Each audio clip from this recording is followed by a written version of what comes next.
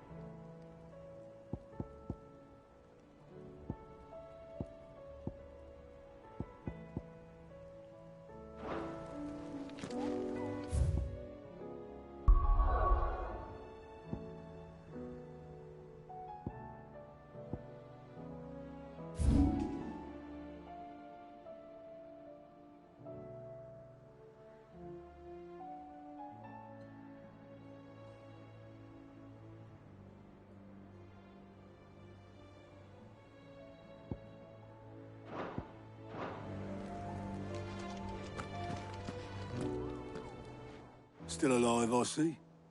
Something tells me that eyesore on the horizon is your doing. How'd you manage that? It's a long story. One that I'd rather only tell once. Right. All hands on deck, then.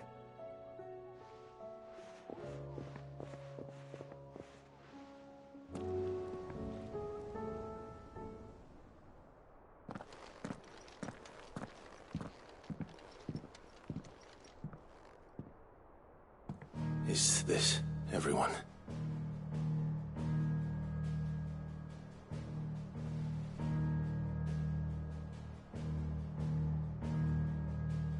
As I'm sure you've all guessed, the crystal which now commands the eastern skies was summoned by Ultima. He called it Origin. Though the significance of that name is as yet unclear. What does it matter what it's called? Its emergence tore Twinside asunder and wiped my homeland from the map.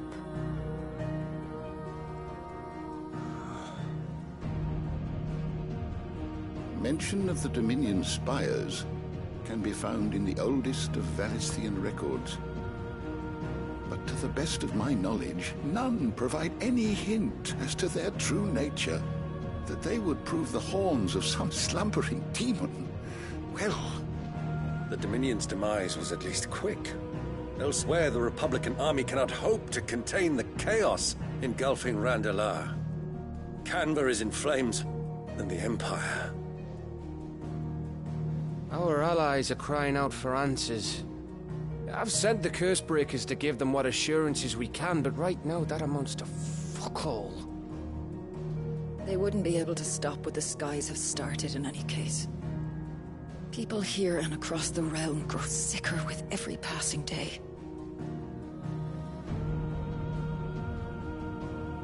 Could it be that this new Mother Crystal is like the others? That it draws upon the land's ether? It certainly looked that way from stone here. If that were true, it would explain the hastening spread of the Blight since the crystal's appearance. Would it not? And as the land's ether slowly rises to the surface, it pools,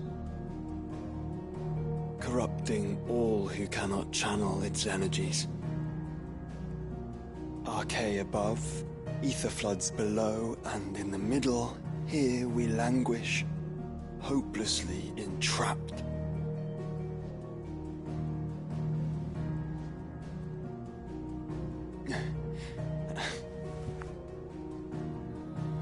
It's all right. When we faced him at Stone here, Ultima told us his true power quickens in the halls of Origin. Needless to say, we cannot allow that to continue. If we are to stop him, we will have to find a way into the crystal. How are we going to manage that then? It's up in the sky. And fast as she is, the Enterprise can't fly.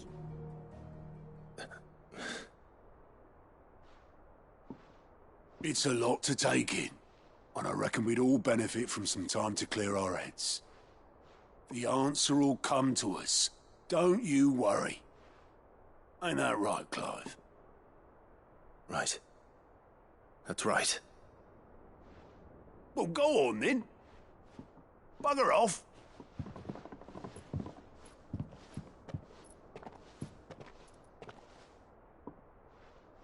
Same goes for you, Clive.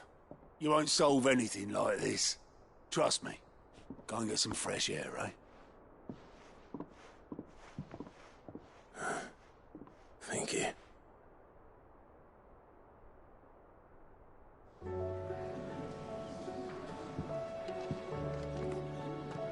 Joshua seemed upset.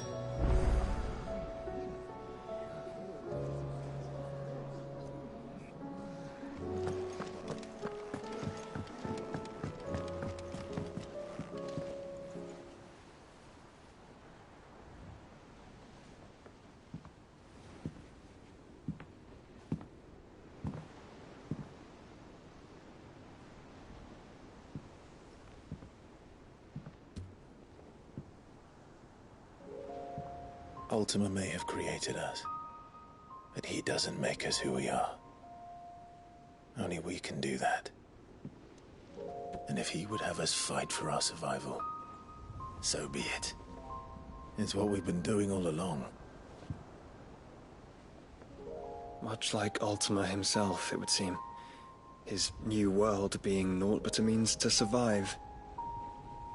And so, we must contend to decide which of us shall inherit the land. Should Ultima prevail, it will mean death for us all. Of that, we can be certain. But even should he fail, what world awaits us? A withered, godless place, where our newfound freedom will most like prove a chain in itself. Well, that may be. But a chain can always be broken. As long as one has the will to break it. It won't be easy. It may take generations. Centuries of suffering. And that is, if everyone plays their part. But it will happen. And when it does, it will be on our terms. That is the world that awaits us. Indeed. And what better world could one wish for?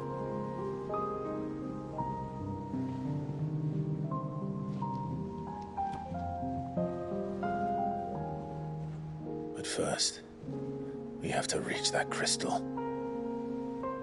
Then it's a good thing I have wings. You can barely stand, let alone fly. And only the Founder knows what horrors await in those skies. You certain about this? Am I certain? I am the Phoenix. I will do what I must. This is our fight. Remember?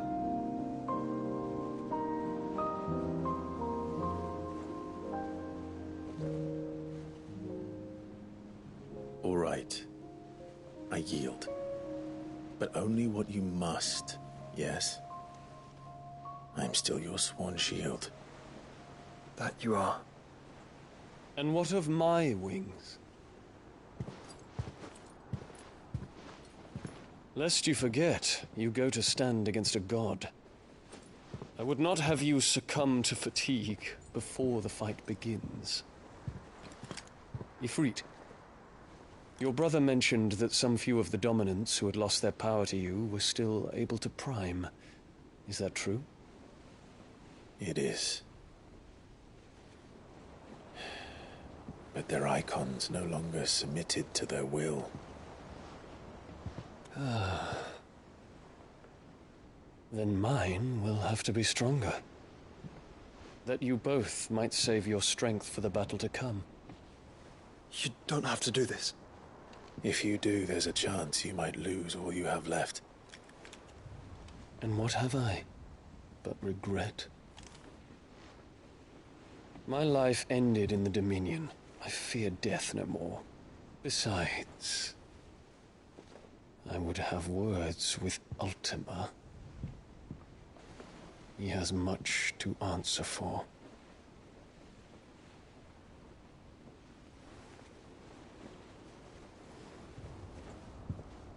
We are in your debt, Dion.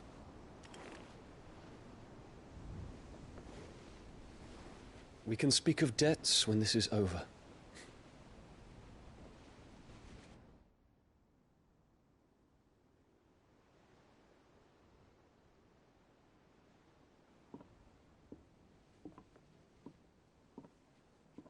He speaks like a man who knows he's not coming back. And has come to terms with that. That doesn't mean that we have to, does it, Clive? Time to talk to Jill. I only hope she understands.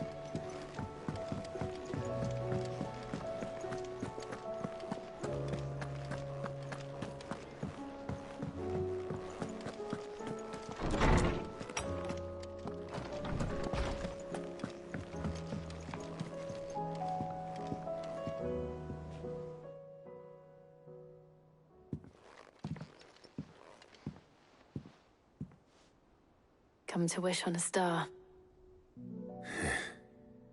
That might not be such a bad idea. This is it, Jill. You know what I have to do. Why I have to do it. There's no turning back now. This is where our journey was leading us. Where it will end, for better or worse. I could pray to Metia for you. But you'll be all right, won't you, Clive? You always are. I did promise we'd watch the moon together. I'll be waiting.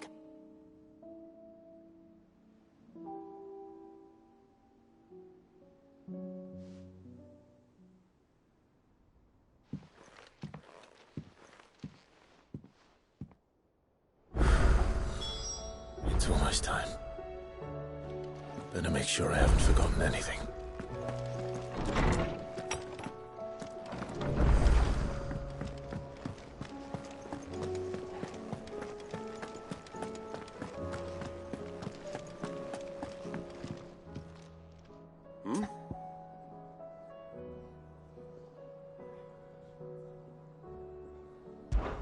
Clive, my boy! Rutherford informs me that we owe you our thanks. Hadn't intended for you to get involved, but such are the times we live in, huh? I would have done the same for anyone else. You're far too modest, Clive. You'd make a terrible nobleman. But tell me, is the realm truly in as dire a state as Rutherford suggests? From what little I saw, you were right to be worried. I suppose I should have expected the worst. But I was rather hoping the great and good of the realm might have things a little more under control. Alas, it seems that firm leadership is in short supply these days, and without it, the people are bound to lose their way. We must move quickly. But where do we start? True, the challenges that face us are many. But in my estimation, there are two key areas to be addressed before any other. The realm's armies and her larders. As you've seen firsthand, it's every man and woman for themselves out there. Certain cities have banded together to try and maintain some semblance of order, yes, but such cases are few and far between. And yet, the only remedy for the chaos that faces us is unity. A unity that transcends even the borders laid down by our ancestors. In short, if Storm does not stand together, she will fall apart. But how would one even begin to unite the realm? The armies, my boy. As I told you already, we begin by restoring order among the ranks of those sworn to maintain it. Sadly, I doubt I could convince even the lowliest gaggle of privates to dig a latrine together. But I do know someone the High Commanders have been known to listen to on occasion. Field Marshal Eugen Havel. I thought he was retired. He was, until an Akashic army tore through Randalar and killed most of the rank and file. There is no man alive more capable. Literally. And as luck would have it, I've already spoken with him on the matter. Of course you have. And he's agreed to help. On one condition. That he first speaks with you personally. Havel has always been a man of frustratingly rigid principle, and he has certain qualms about clasping arms with, well, with an outlaw. I extolled your many virtues as best I could, of course, but the old goat was adamant that he be allowed to appraise you in person. You don't mind, do you, my boy? Of course not. As long as chaos reigns, we will never build a better world. I'll do whatever it takes. And if the Field Marshal wishes to speak with me in person, then so be it. That's the spirit. I'll leave for Randalar at once. Would you send a Stolas?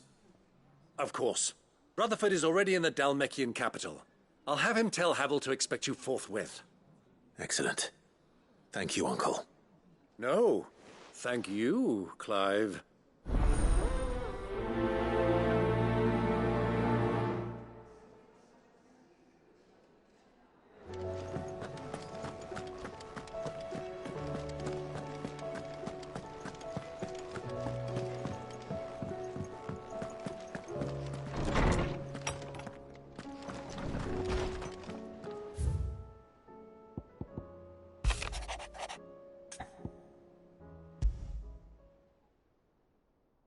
Something tells me this is no mere adventure story.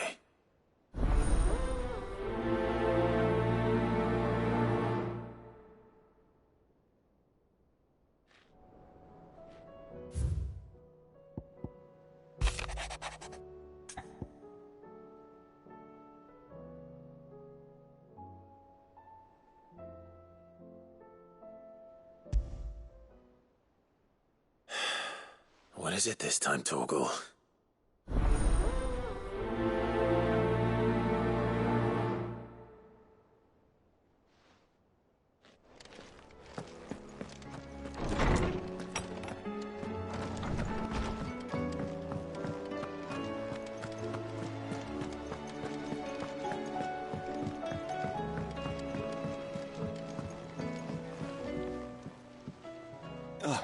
Clive. Joshua, what's wrong? And don't say nothing. It's not nothing. I've received word from Cyril. The Undying have found Father's will, or something akin to it. His will? How and where? In the crypt beneath Rosalith Castle. After Kupka was kind enough to drive out the Imperials, the Undying took the opportunity to recover what relics of the Duchy yet remained. And in the process of doing so, they found a letter from Father. I'm surprised anything survived down there. Cyril asked that I join him in Tabor at my convenience. I have been meaning to go, but... would you join me? Of course. I want to know what's in that letter as much as you do. Very well. I am ready to leave when you are.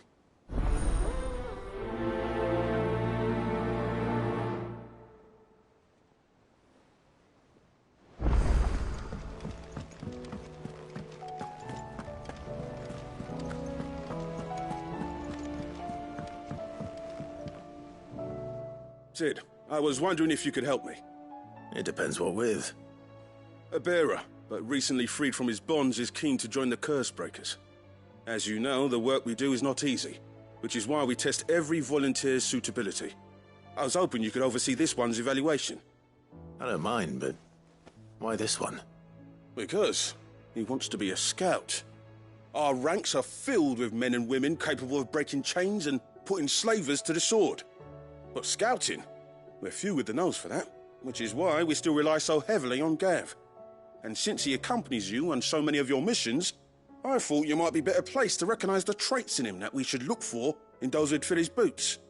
Sounds reasonable. So you're happy to oversee the boys' test, then? One can never have too many scouts. Truer words, Sid. I'll let the initiate know that you'll be attending his trial, and that he is to proceed directly to Northreach in readiness. No time like the present, eh? No time like the present. I'll await you there.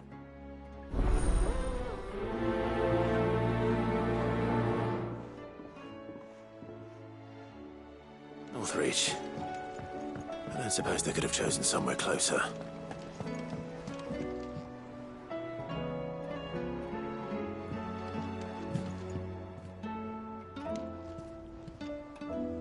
Vivian, I read your note, and I'd be happy to help you find the book you're looking for.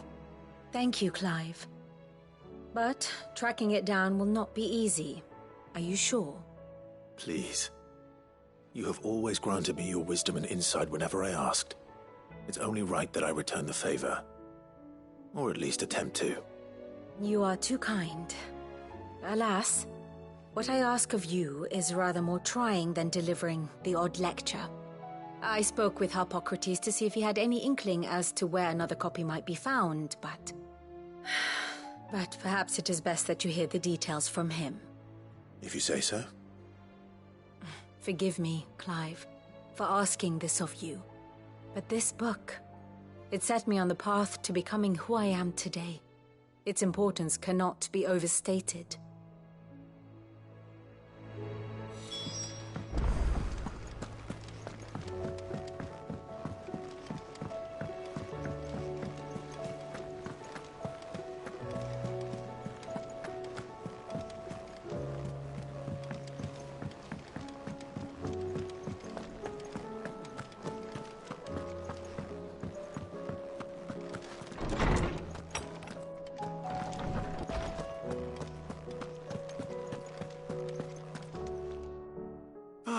Clive, my boy. What a pleasure it is to see you. Harpocrates. There's something I need to ask you. I've been charged with locating a book called From a Distance. Then you seek a rare gem indeed.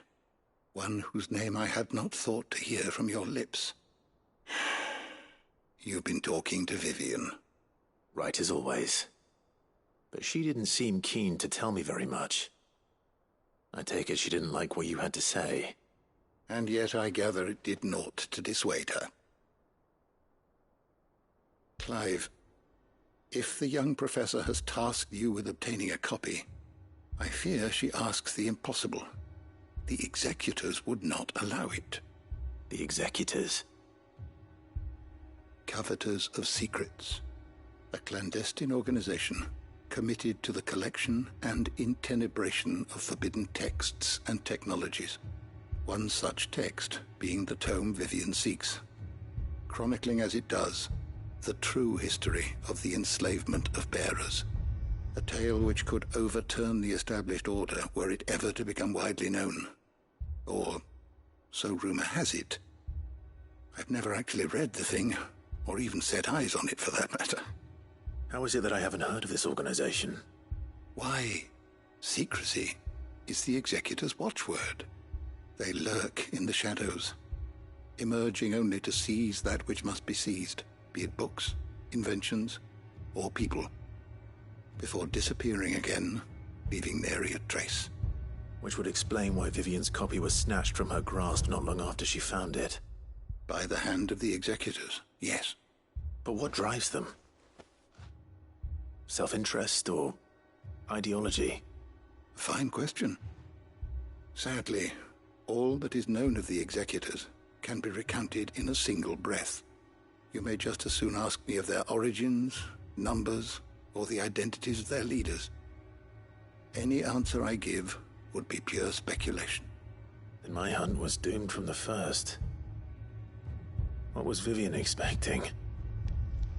That I'd pluck it from thin air? Not from thin air, no. From ash.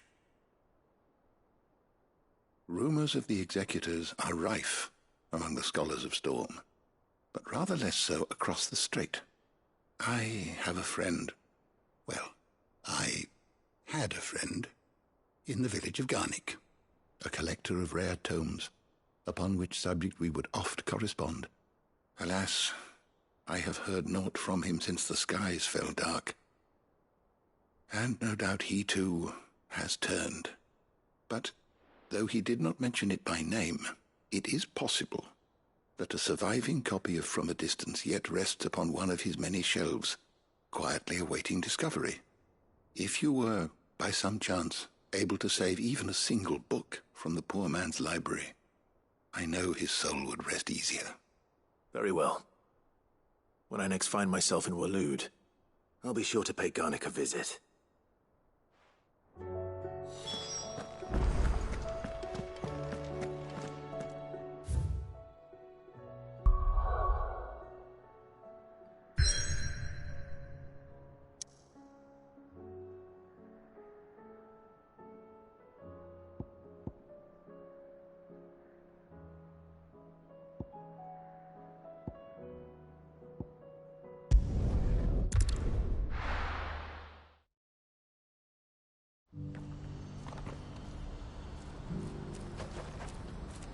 Do you see that too?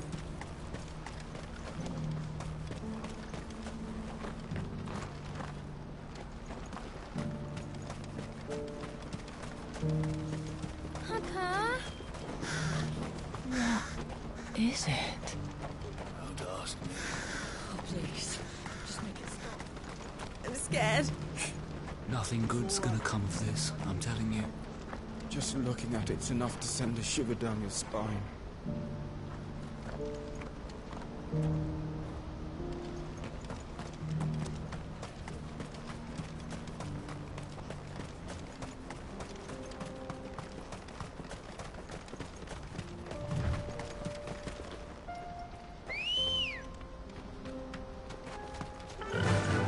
Run like the wind.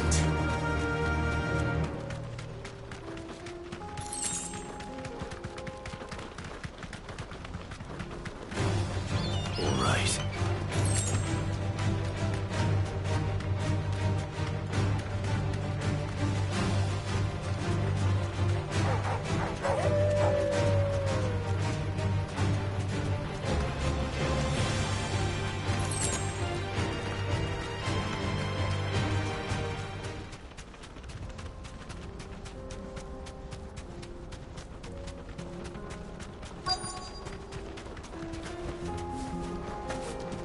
Can't be Rutherford, can it?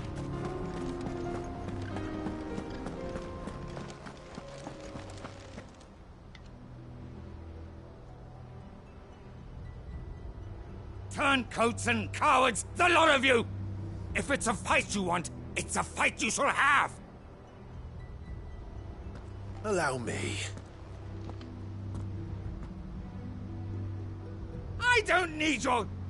Please, Field Marshal, oblige him. This won't take long. You're right. It won't. Men, finish him.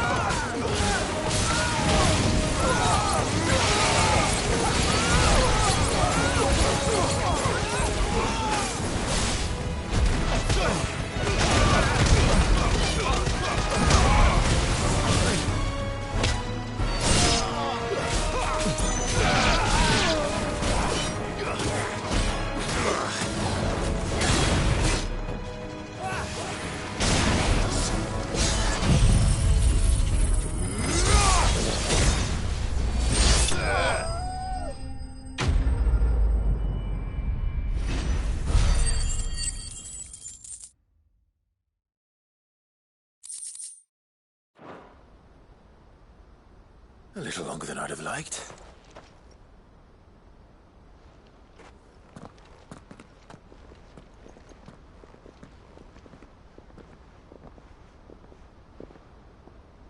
Field Marshal Havel, I presume.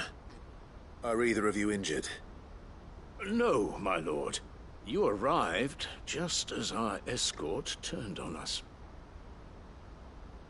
Fucking traitors. I'd heard reports of soldiers in the outlying regions abandoning the oaths they swore.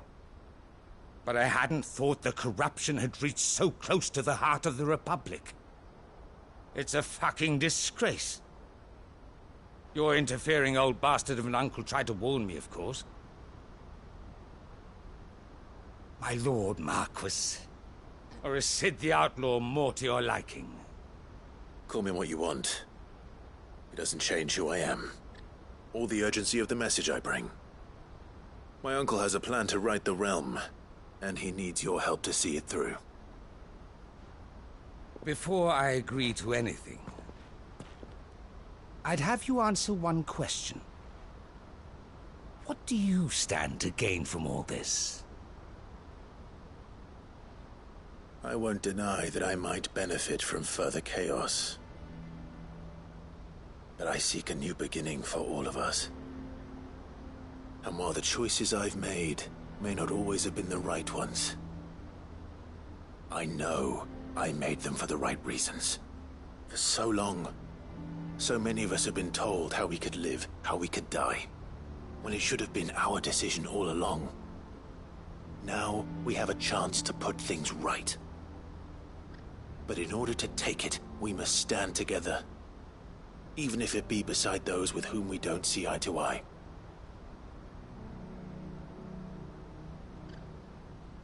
Certainly not the words I expected from an outlaw. But perhaps your uncle was right. You are no ordinary outlaw. I'll never hear the end of this. All right. I'll start by ordering my most trusted guard to bring the Dhalmekian fringes under control. Next, I'll make contact with my counterparts in the Imperial Army and see if I can't convince them to try and restore order in their own territory. Thank you, Field Marshal. But they are not the only ones we will need to convince. What do you mean? I don't doubt that I can bully some sense into a few generals. But those they answer to require a different kind of persuasion. And when it comes to honeyed words, well, we will need an envoy. One who can court even the most stubborn of statesmen. You, perhaps. I'm flattered. But I'm no diplomat either. And I have other problems to attend to. What we need is a skilled arbitrator. And I may know just the person. Is that so? And would he happen to be an outlaw too? Of a different kind, perhaps. Well, beggars can't be choosers. I suppose we'll all have to find a little of the outlaw in ourselves if we're to make it through this. Very well. Send your man to me right away. I shall.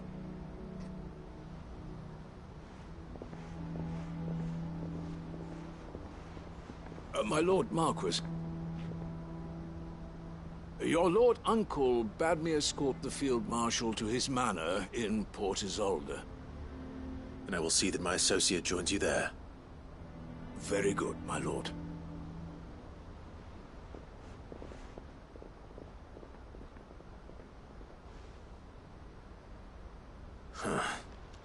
An envoy. I'm not sure I'm the man to talk anyone round. I can barely convince my brother to take his medicine. No. This is a job for someone with experience.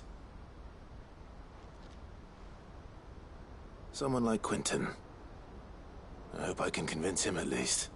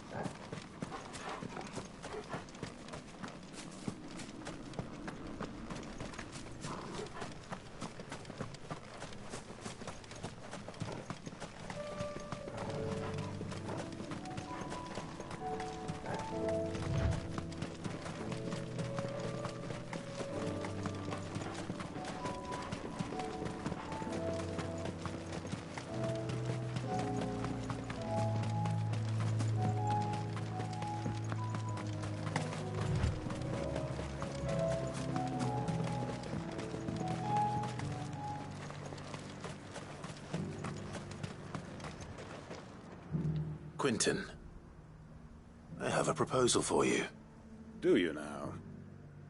Something tells me you'll be asking more of me than a cask of Gotand gold. Go on, then. Propose.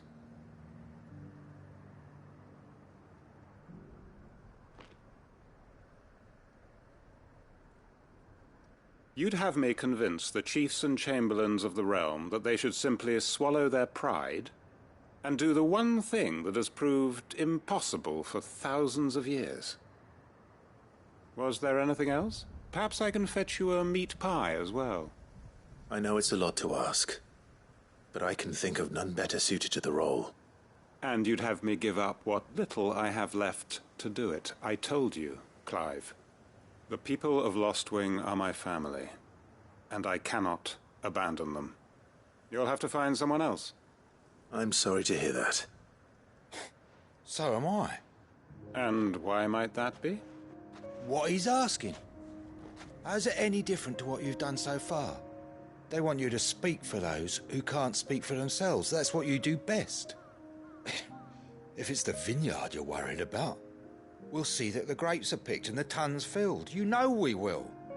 It's not that. Then what is it? You said yourself we're family. Don't you trust us?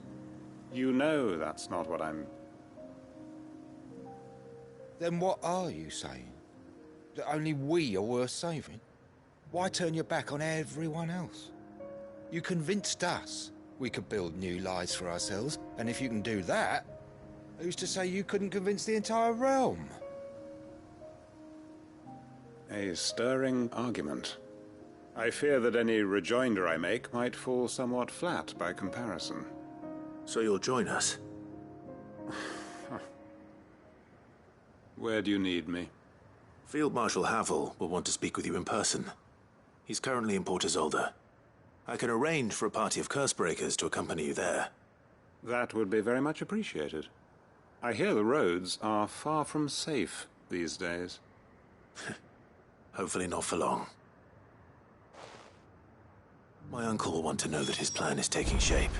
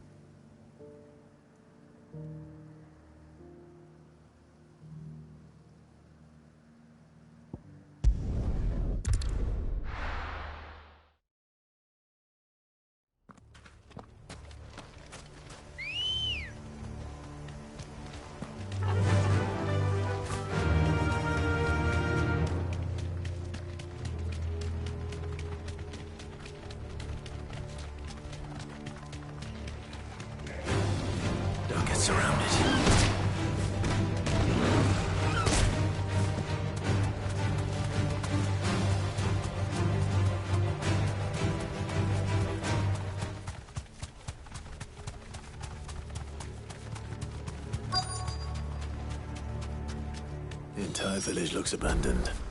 Now, which house would a bookworm live in?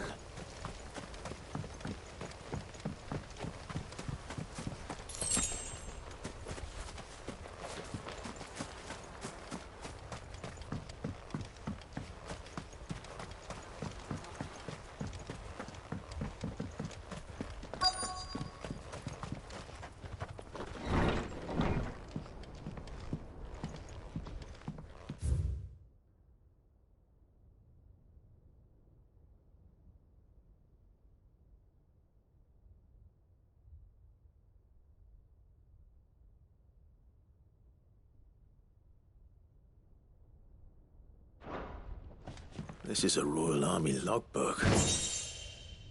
Did he take this from the local...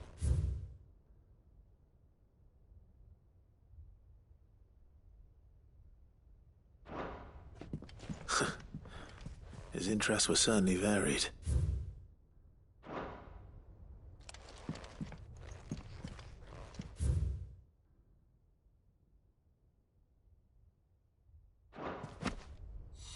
This is it.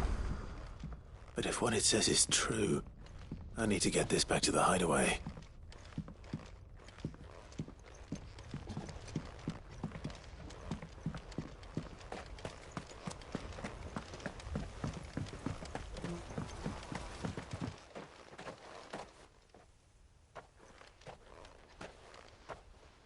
Leaving so soon, stranger? We've been watching you. From a distance, so to speak. Subtle. I know who you are. Then we need not waste time on introductions. Hand me the book. Leave it in our care and return to your life. Your care? Do you mean to burn it, or bury it? That is not my decision to make.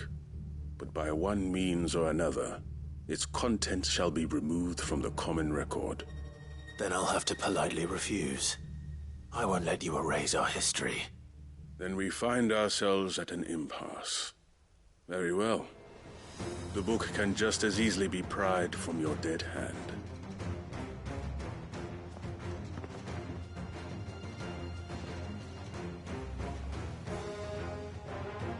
Let's see, shall we?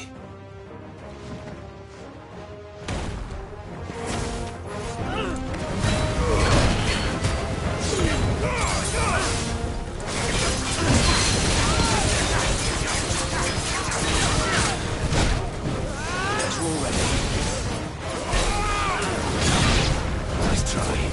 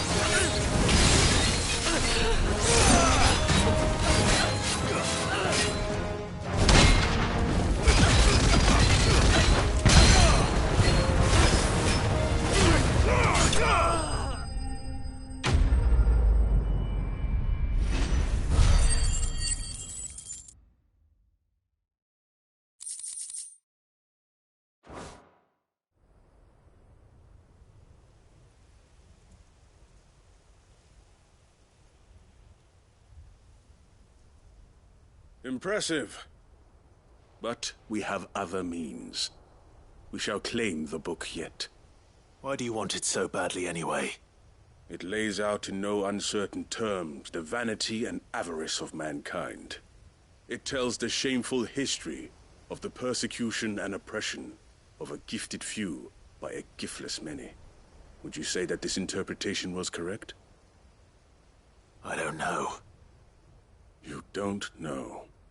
Your sword may be sharp, but your wits are dull. So let me answer for you. There is no correct interpretation of history. That a series of events took place may be proved beyond a doubt. But there can be no single, immutable explanation as to why they came to pass. It is a question of numbers and of belief. If enough people believe that a set of events occurred for a reason, that belief becomes the truth. So you're trying to control the truth? We are trying to protect people from themselves, from knowledge that would bring them naught but pain. That is all. You may keep the book, for now. The world is small, We shall meet again. Until then. Wait! Damn it. Let's get this back to Vivian. Perhaps she can explain what that was all about.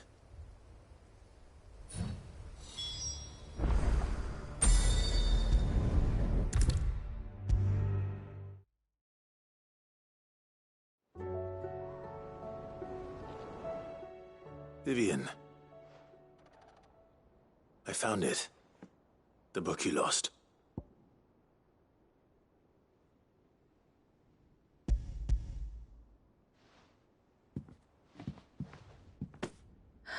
You found it. Thank you, Clive. Even though I asked this of you, I was not entirely sure it would be possible. I feared the executors had seized every copy. I met with one of these executors, and I convinced him to let me keep it. He told me something. That the truth is just a matter of collective belief. And that if enough people believe a lie, that lie becomes the truth. It does. But it also means that the truth is not immutable. That it can be changed. Provided that those who wish to change it can convince enough people that their perspective is the correct one. As the sad history of the bearers proves. You said that the book inspired you to become a scholar. It did. Or its author, rather. She was a heretic, you see. A firebrand and a dissenter. A gallows stood ready for her in every corner of the realm.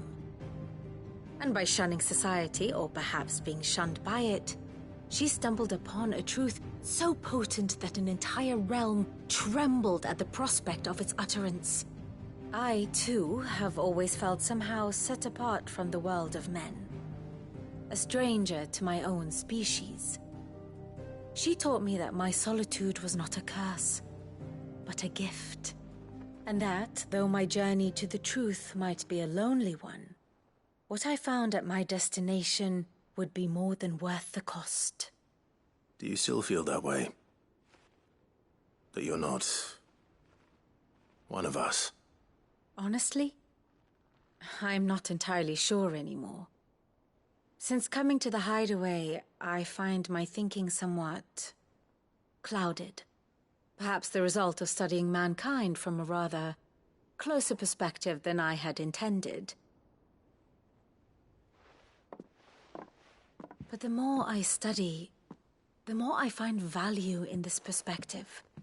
In looking not from the outside, but from within. So if you'll permit me, I'd like to continue my work here. Remember, Clive, when enough people believe, belief begets truth.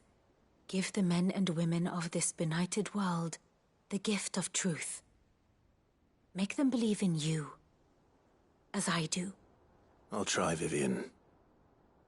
I'll try.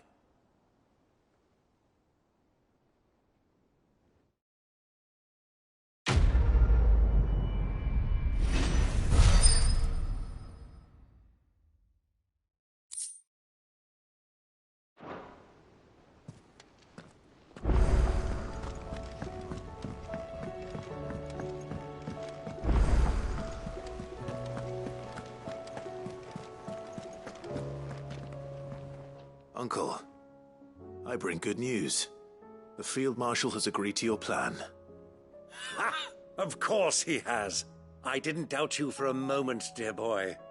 Rutherford is accompanying him back to your manor in Port Isolde as we speak. They will await your return there. As will one other. One other? Who, exactly? Lord Havel was concerned that even if he could get the realm's armies to agree to an accord, he might not be as successful in convincing those with political power. He asked if I might have a solution, and I suggested a certain Imperial Lord Magistrate turned Liberator. One of your co-conspirators? Master Quinton would probably call me one of his, but yes. Another outlaw, then. Just the thing we need to put these rotten politicos in their places. Good thinking, Clive. I'm glad you approve. The more the merrier, eh? Uncle, assuming Havel and Quinton can solve our problem with the armies, you still haven't mentioned how we might manage the grain shortages. Oh, don't you worry, my boy. The 7 high houses will be seeing to that. They have all agreed to make the most generous of donations. Oh, of course, it did take a little persuasion, but luckily I had some unexpected help. From who? Why, you, my boy. Rumor has it that you rescued the Lady Ariane's head steward Rockford from a horde of bloodthirsty bandits. It was more of a handful. Well, the old battle-axe was so pleased. She had a shipload of talents delivered to my private docks by the next new moon. And when the other houses saw the parsimonious old crone's purse strings finally loosen, they as good as tripped over themselves in the rush to follow suit. I'm happy to hear it. Now, I must be getting back to the manor. Join us there at your earliest convenience, would you? Of course, Uncle.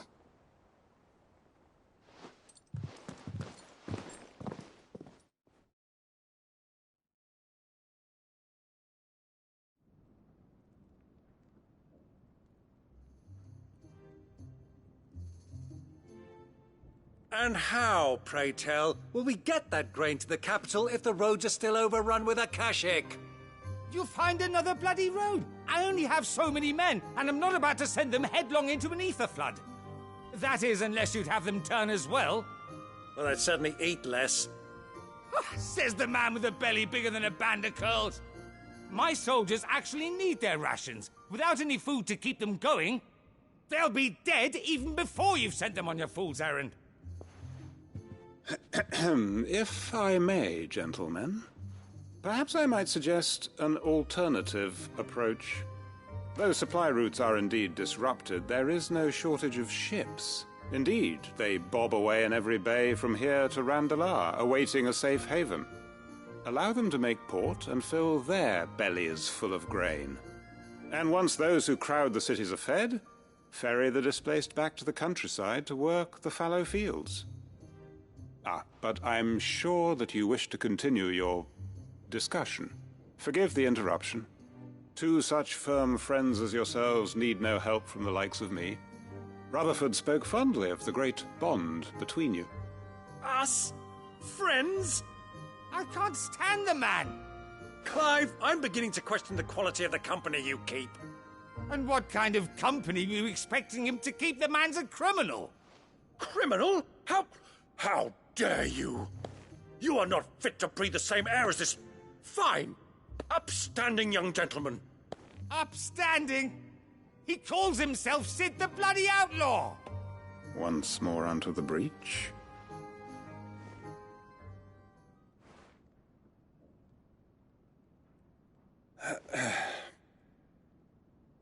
Shall we begin again? What we seek here is not to create a new nation, nor to claim the thrones of those that already exist. We wish simply to bring stability to the realm that mankind might weather the current storm. And to do that, we must convince those in power, the generals, the statesmen, the nobles, that our cause is just. There will be disagreements, yes, and I imagine some resistance, much resistance. But we cannot let that deter us. If we show them the path, show them that we walk it ourselves, then I am confident they will follow. The fate of the world lies in my nephew's hands, but the well-being of her people lies in ours. And we must not squander the chance that Clive has given us. Uncle Byron, Now, with that settled, let's move on to the signing of the Accord. For what great moment in history hasn't been accompanied by a little ceremony?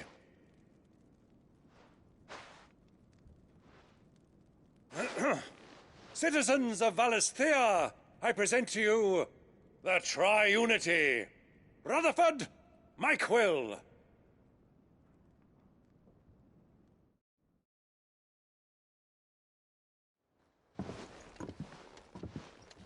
Well, my boy, the stage is set. That it is. This is the role you were born for. Now I ask only that you trust in the talents of your supporting cast. We shall play our parts to the best of our abilities, that you might have the opportunity to shine. The realm needs its Sir Crandall. And there is no better Crandall than you, Clive. I want you to keep this signed accord as proof of our faith in you. I will. Thank you, Uncle.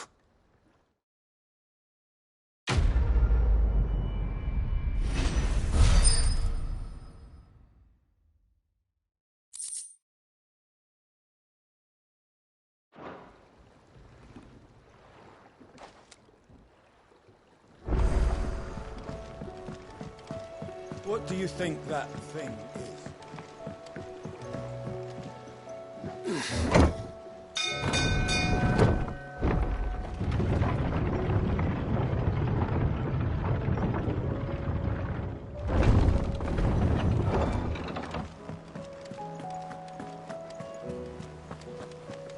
There's something about it.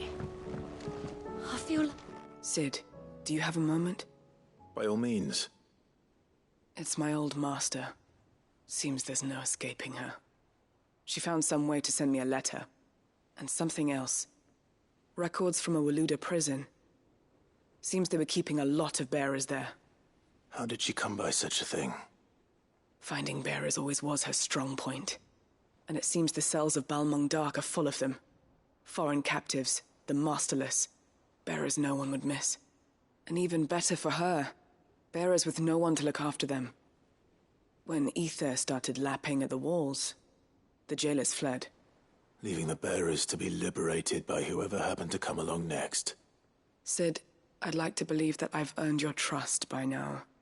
And while I'm well aware that you've forbidden Cursebreakers from traveling to Waloed, I can't let those bearers die in their cells. I'd rather risk shipwreck on the Shadow Coast than leave them to starve.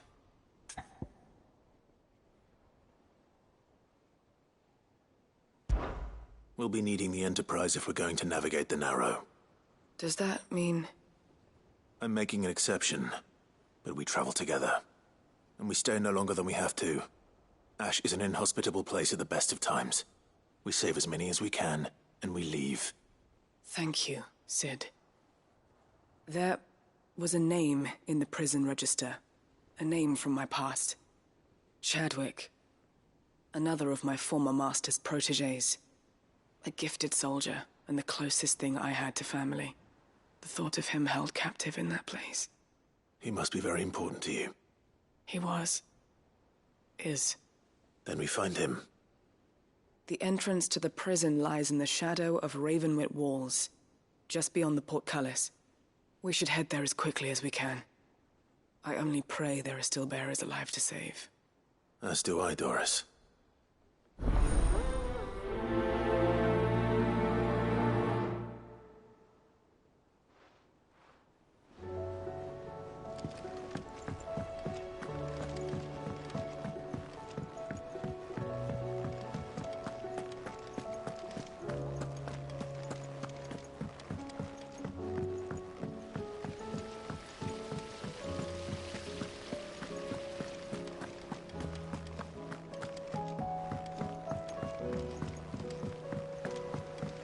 What do you think happened to Miss Mid?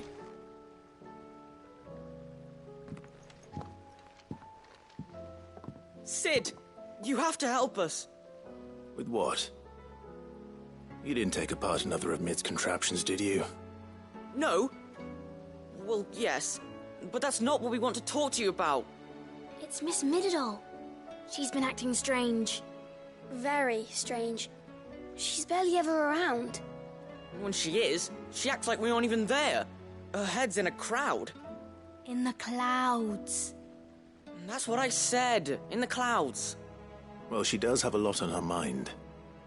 When did you last see her? Not long ago. Right after she got back from saving you from Stoneir. Then it's probably just about the Enterprise. It did take quite a battering on the way there and back. You didn't break it, did you, Sid? You really should be more careful around Miss Mididol's inventions. Oh, don't listen to her. Even if you did break the Enterprise, you could put it back together, couldn't you?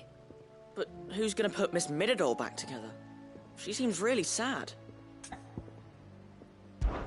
Why don't I go and see if I can cheer her up? You do that? For us? She's in her dungeon. Don't scare him. It's not a real dungeon. Thanks for the warning.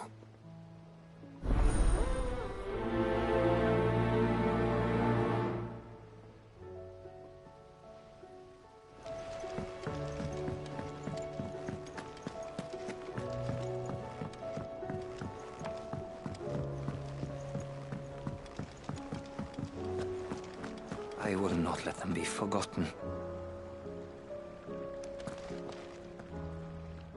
Sid, may I have a moment? Of course. It is an honor to finally speak with you. My name is Herman. I've been with the Cursebreakers for some time now, and I wish to be deployed to Ash. Any assignment will do. No. The lands across the Narrow are too dangerous. I will not send good men and women to risk their lives needlessly. Why would you want to go back? I need to retrieve something. Something important. I was raised in an orphanage. The Badbach Conservatory. Or rather, I was held captive there. It was not a place of nurture. It existed solely to turn bearer children into mindless weapons. We were tortured until we feared no pain. Tormented until our hearts turned to stone. And few ever survived long enough to become tools of the last king. I can't imagine. I lost so many. I can't even remember all their names. But they must be remembered. They cannot fade away, faceless and forgotten. The Institute was run with military precision. Every child measured, every name recorded, every death logged with meticulous care. Sid, allow me to travel to Ash and recover the registry so that my brothers and sisters might live on. You were a good friend, Herman. But the fact remains that Ash is simply too dangerous. Sid, please. Even should it cost me my life. Too dangerous for you, Herman. But not for me. I'll go to Badbach and find the registry. You will? I won't let you risk your life.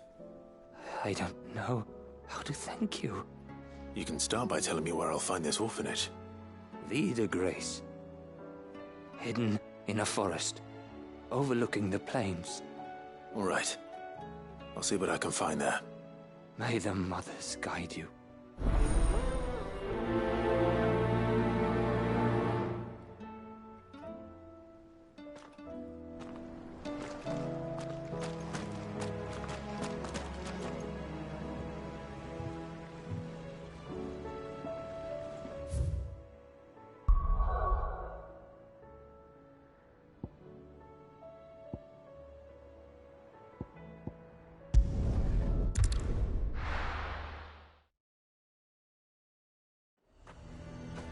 Nazaire might at least have mentioned where in Northreach he'd be testing this recruit.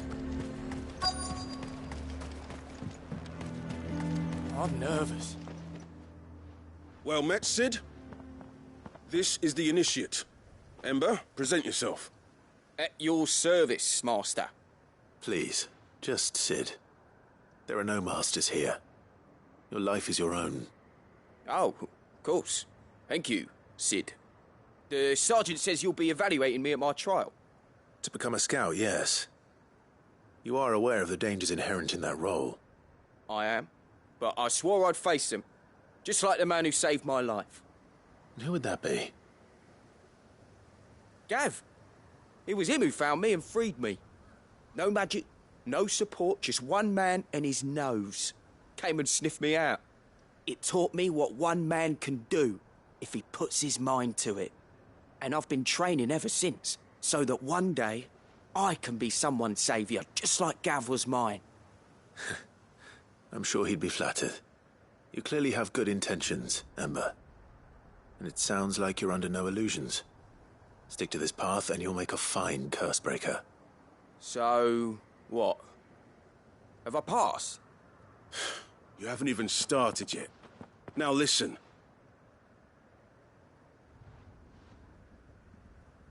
Not far from here is an Imperial lookout, Eastwatch. The guards there record all their sightings in a logbook. You are to find it and bring it here. And bring it here, right. Anything else? No. Sneaking into a heavily guarded Imperial outpost and stealing the logbook would be quite sufficient. You'll need to assess the situation, determine a point of entry, create a distraction and effect an escape, all without being discovered and thrown into an Imperial oubliette. Ember, Gav isn't our best scout because he can do everything. It's essential that you know your limits. Know my limits, right. I won't let you down.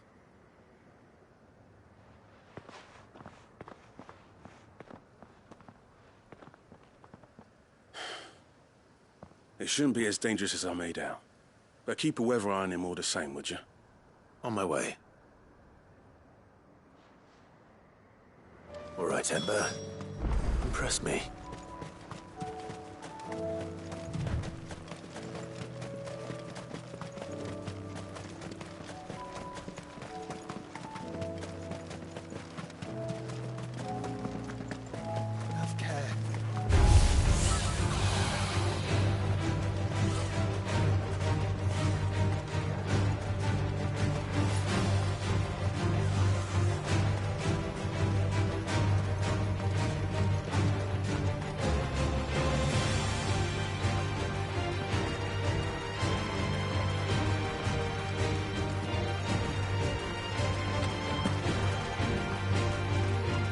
Kills. Perhaps young Ember really is ready.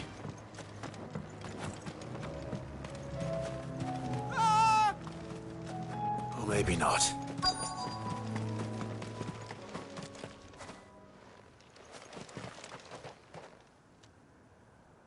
Damn it. Ember, draw your sword! I can't! Then run! If you want him, you'll have to go through me.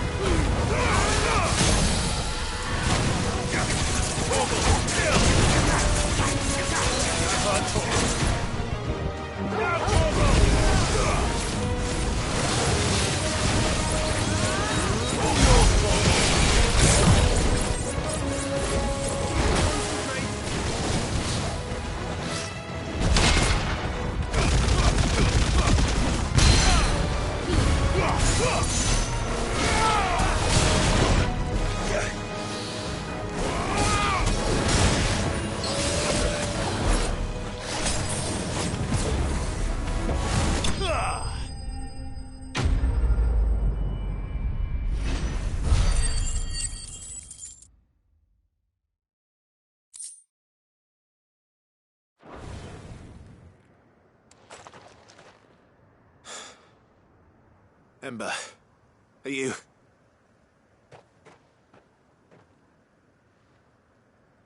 gone? Of course. Scouts really are a rare breed. Back to Northreach it is, then.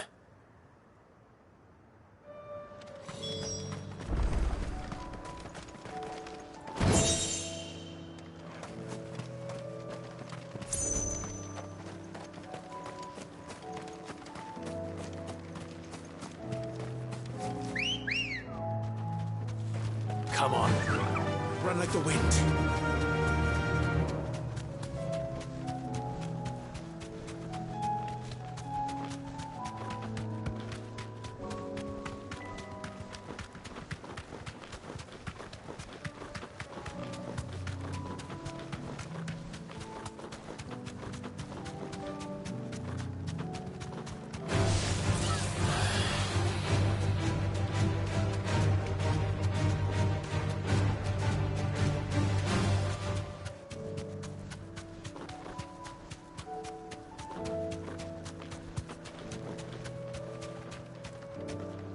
Thanks, Gal. I didn't expect you back so soon. Where is Ember? How did he fare? I thought I'd find him with you. He must have fled. I followed him to Eastwatch, where I found him being set upon by a wild Avis. He was just standing there. Didn't even draw his sword. I had to step in and take care of things. But by the time I had, he was nowhere to be seen. I assumed he'd set off in your direction, but apparently not. Oh, I'm sorry, Sid. I knew the boy had a nervous streak, but he seemed like... The right man for the job? I believe this is the logbook you tasked me with retrieving. Eh? How did you... Don't you tell me you breached the tower while Sid was busy saving your skin. What? Wasn't that what you asked me to do? To bring the thing back without getting caught? He has you then, his heir. And he did it all on his own. But Sid, he did what he thought was best. And now I have to decide whether I agree.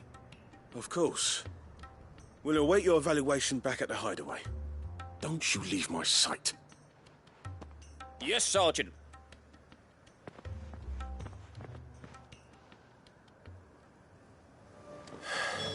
This won't be an easy decision.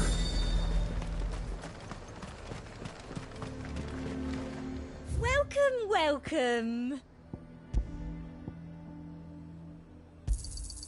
You've a keen eye. The garrison is threatening to pull their sentries from the markets if we don't cooperate. I would speak with this Duke. Saw the captain just now. Wasn't wearing his uniform. Your town needs you. I need you. But the Duke would have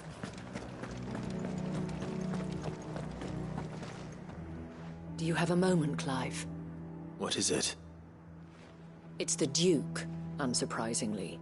His Eminence has assumed full control of the garrison and put every able-bodied man to work on the fortifications. The town was left all but unguarded, so Philippe was compelled to form a citizen's watch to fill the void.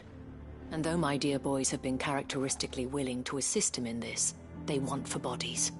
So I was wondering if you would lend them your strength, that the people of Northreach might sleep easier, if only for a few nights.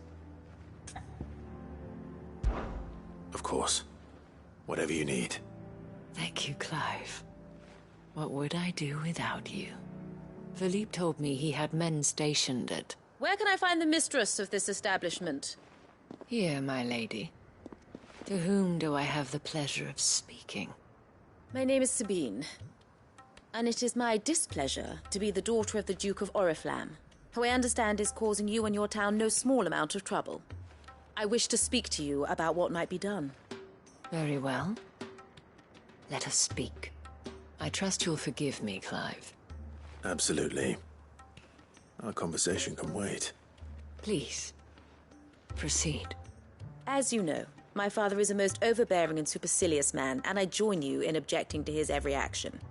Indeed, I owe you my thanks for continuing to argue against his reckless plans.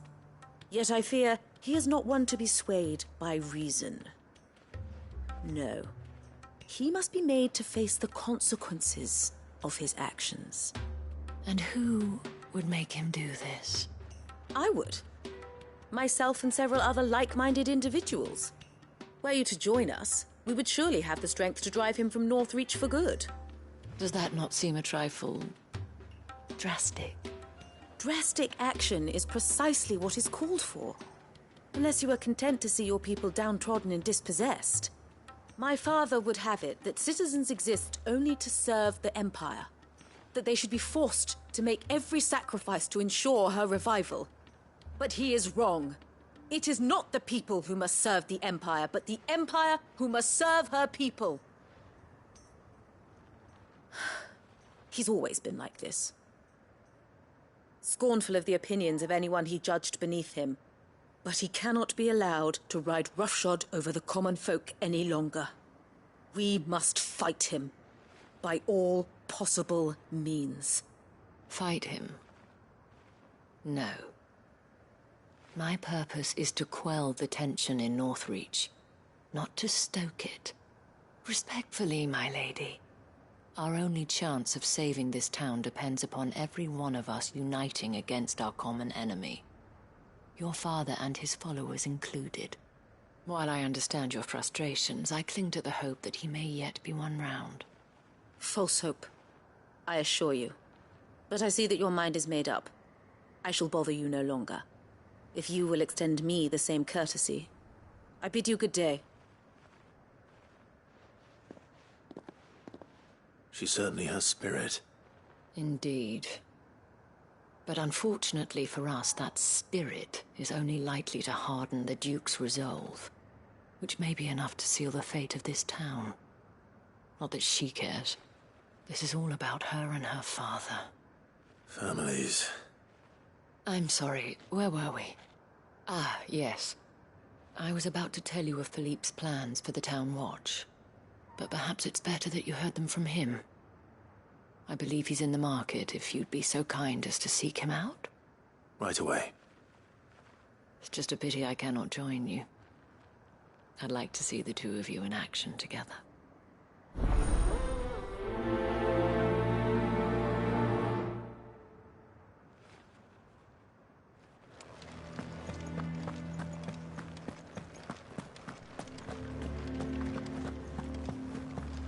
Your town needs you. I need you. But the Duke would have me collecting islands.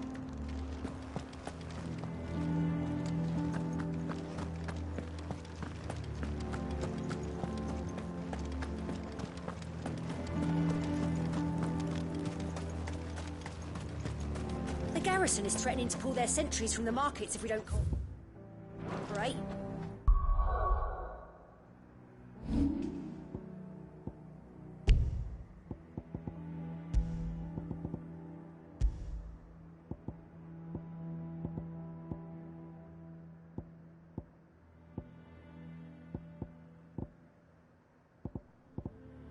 Then we'll just post our own. We'd have our coin, our stock and our stores, and we just... So you are content to abandon... Please, I beseech you. If you are a true son of Northreach, you must fight to defend your home. That's exactly what I am doing, milady. Or trying to, at least. The land is crawling with fiends, and someone has to keep watch. Even when our true enemy is hiding in the garrison? Fine. You're not the only able-bodied man in Northreach. Thank you so much for your help.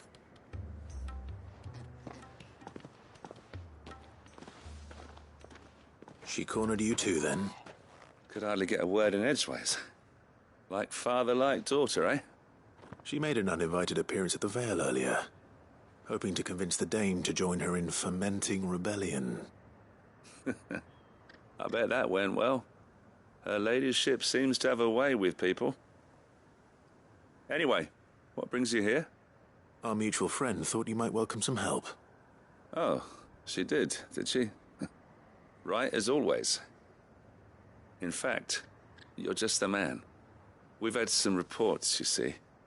Sightings of, you know what. They're back. Seems that way. All over, too. We haven't been able to confirm anything yet, but if you're willing, you could go and see what's what. Right. Where should I look? You know Grieger's Weep? One of the sightings places them somewhere on its shores. I'm on my way. Thank you, Clive.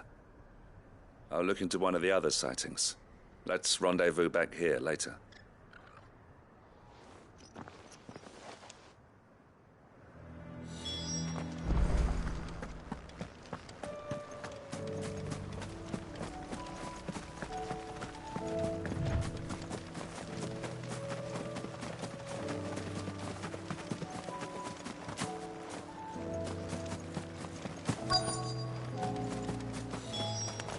Damn it. The reports were true. I need to stop them before they get to the town.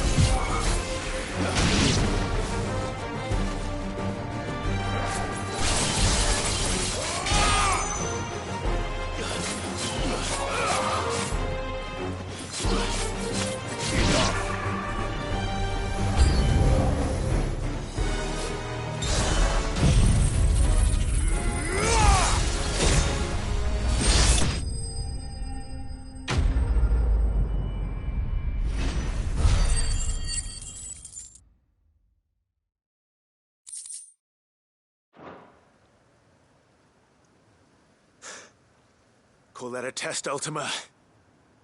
Clive, it's me. Are you all right?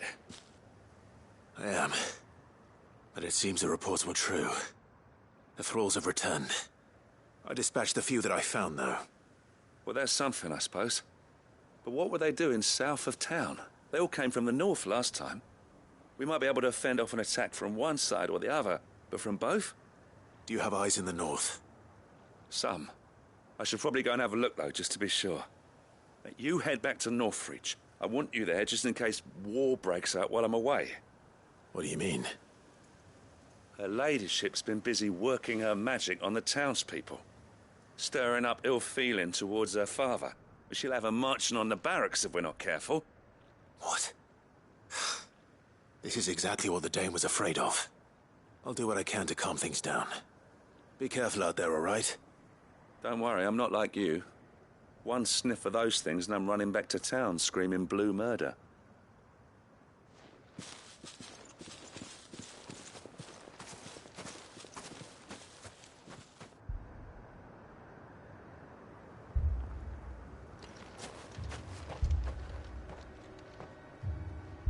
Do you not see, Father? The people of Northreach have given enough, and only a fool would ask for more. Listen to me, Sabine. Where would our people be without their country, hmm? The Empire is their sword and their shield. It is she that ensures they can live without fear. But now she teeters on the brink. Without their sword, how will the people fight? Without their shield, how will they protect their kin? Can the unarmed stand against the advancing hordes? No. But there is yet hope. A new shield, a new sword. A new empire. We can rebuild Sandbreck, just as Great Grieger wills it.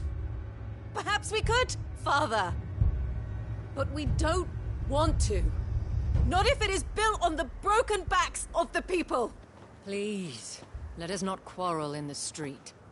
You must see that no good will come of this. Our fight is not with each other, but with the threat that draws ever closer to our gates. A threat that your sword has yet to rid us of, Your Eminence. You will hold your tongue, whore! You may have filled my daughter's head with your heresy, but I will not be corrupted. Corrupted? Your daughter's opinions are her own, as you would know if you had ever deigned to listen to her. At least I hope they are your opinions, and not posturing born of a family feud. Northreach deserves better than that.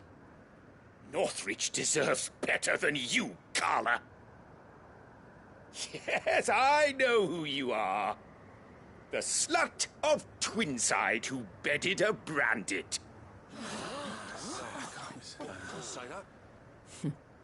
Jealous, are you?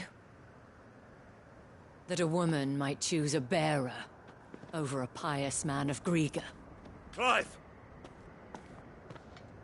I met a swarm of thralls coming south from Oriflamme. Hundreds of them. Too many to count. Oh, fuck. No. Work on the fortifications has scarcely begun. We will retreat to Caer Norvent and there make our stand. Did you hear me? That was an order! While this is but a heartfelt plea, let us make our stand here and protect our homes. Protect those that we love. Together, for Northreach!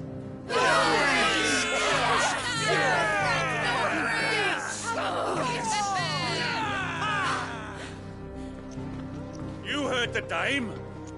What are we waiting for? Pikemen to the gates. Archers to the roofs. Quickly, come on!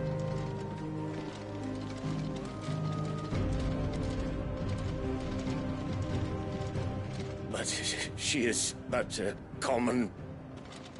whore, yes. And we'd follow her to the gates of hell.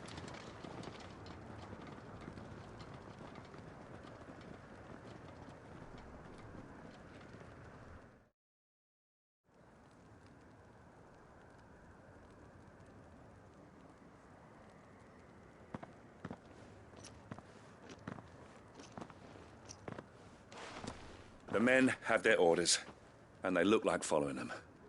I got them spaced out at regular intervals. Whichever direction the thralls strike from, there'll be someone there to meet them. Thank you, Philippe. Rest assured the people will play their part. The herbalist has donated her stock of medicines to me. Should any of your men be injured, take them to the Vale. We'll see to them there. Thank you, milady. I will. I'll play my part too. You still want for numbers. Unlike the enemy. I only hope I can go some way to evening the odds. Philippe, can I leave the south in your hands? I doubt the thralls by the lake were the last of their number. Of course. I'll lead a party down that way so we don't get taken by surprise. What about you? I'll make my way up the road to Oriflamme. I fought a few of these things. And while I can't promise to hold them all back, I should be able to thin the herd. All right. But take care. Thank you. Both of you. You can thank us when it's over. Till then, madame.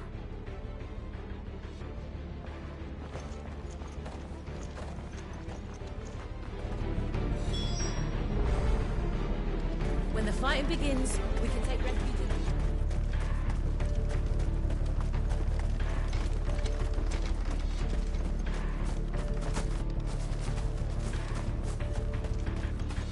I want steel in the hands of every man.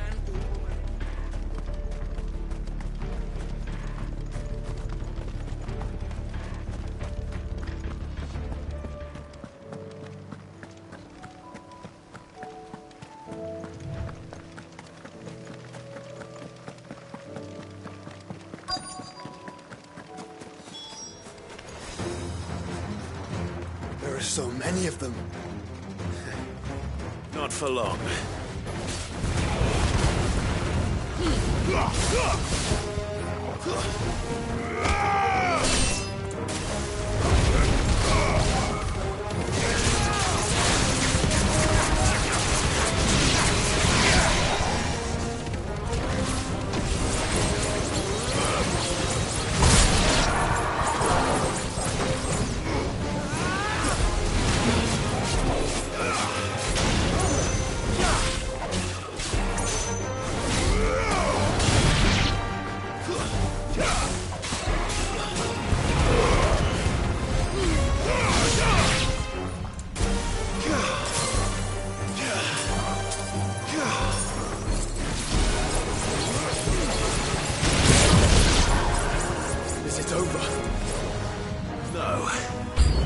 It's only just begun.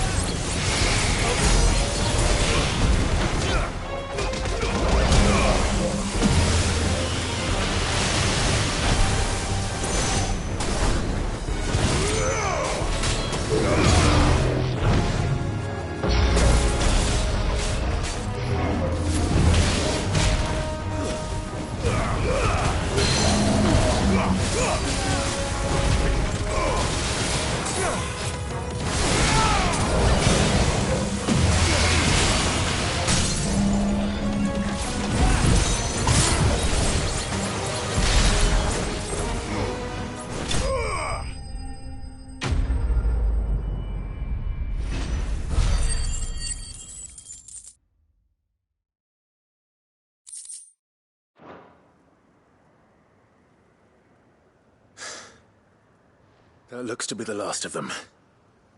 I wonder how the others fared. Better hurry back to town. Come on, Torgal.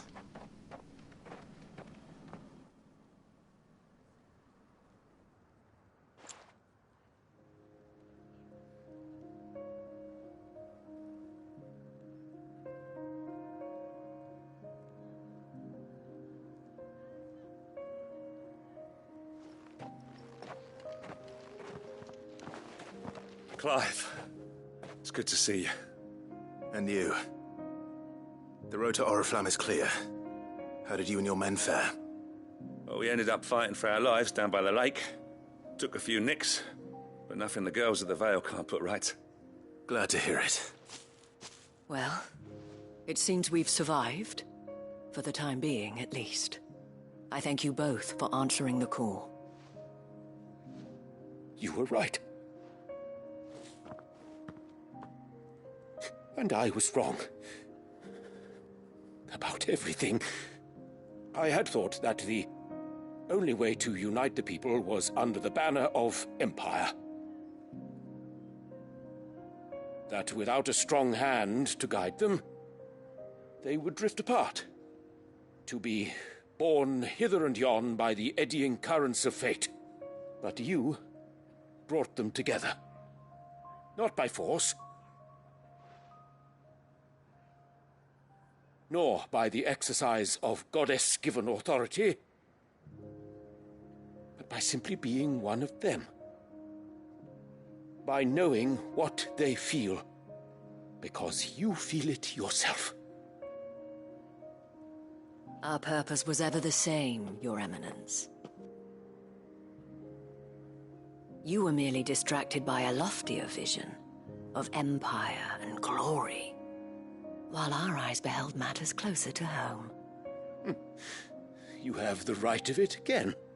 As did you, Sabine. His radiance said it himself. Sanbreque is naught without her citizens. I forgot that, and I am sorry. I'm sorry too, Father. I should never have taken things so far. I only wanted you to understand how the people felt. How I felt. But my anger got the better of me. Do not blame yourself, my dear. This was my doing. I should have listened to you. To all of you. Your Eminence, your ladyship, I do not doubt that you came here with the best of intentions. But I believe the same could be said of us all. We all want safety, security, prosperity. Not just for Northreach, but for the entire realm. And we may yet achieve it. If only we work together. Will you join us in this? Yes. We shall. Thank you, Your Eminence. Now that that is settled, I must go and see to the wounded. The Vale's doors are always open to any soldier in need of relief. And today there are more than ever before.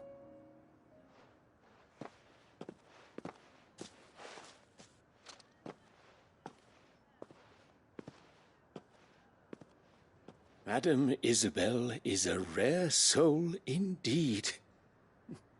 In these dark times, I see that it is not men like me who should lead the realm, but women like her. You're right. If only I'd listened to her when I had the chance. Forgive me for saying so, milady, but you still do. The Dame said it herself. We can turn things around. We just have to work together. And that goes for you, too. You're one of us now. One of you. Well said, Captain. Let this be a new beginning. Not only for Sanbreque, but for us. Well, since there's nothing more to be done here, I should see if Isabel needs any help moving the wounded.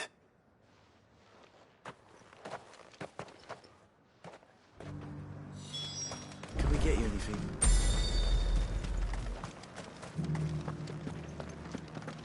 There's no need to worry any longer.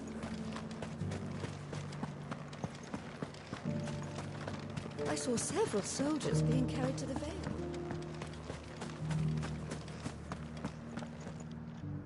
How goes the treatment of the wounded? I'd be happy to man one end of a stretcher if it would help. You've helped quite enough for one day, Clive. Thank you. Don't mention it. Oh, but I must. After all you've done for this town, it is the very least you deserve. Tell me, if Northreach had fallen, what would you have done?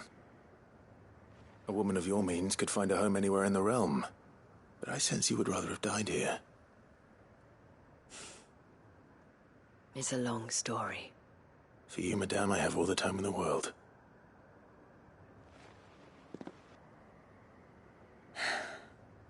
Very well.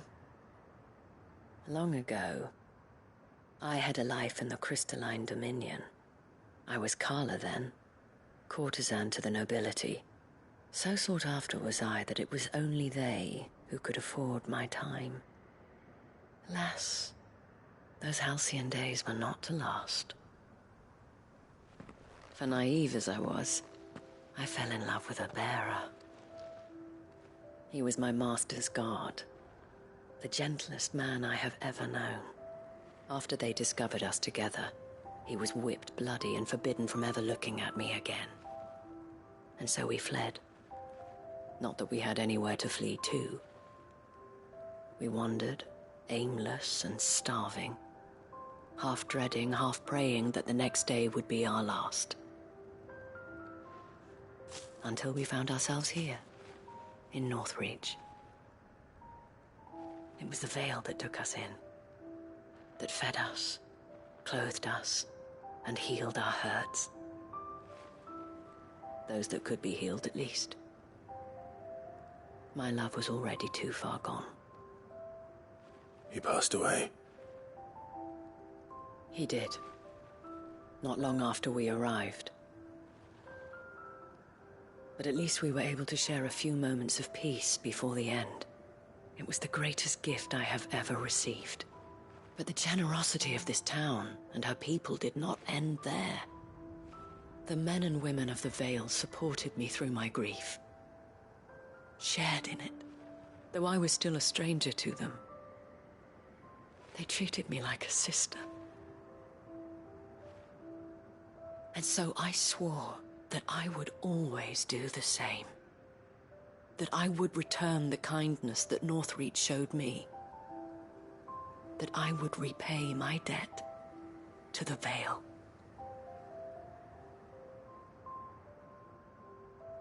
Thank you, Isabel, for sharing this with me.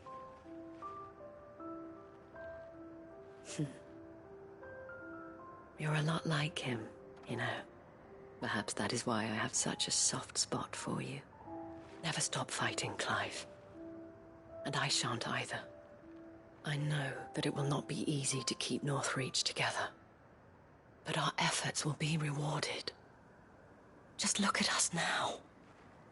The people, the soldiers, even the Duke of Oriflamme and his daughter, all united in defense of this town that we have come to call our home. And what of you? Can we count on your support too? Always.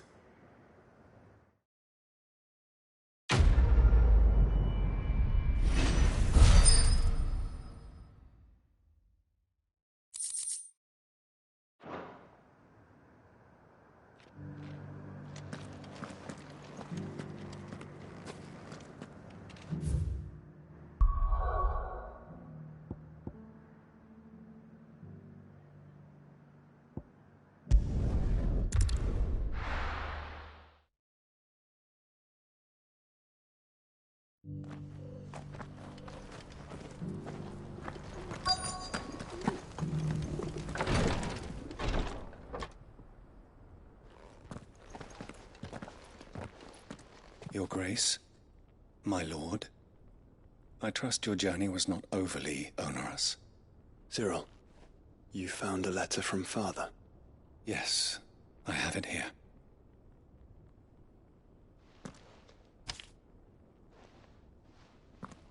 If you would do us the honor, my lord.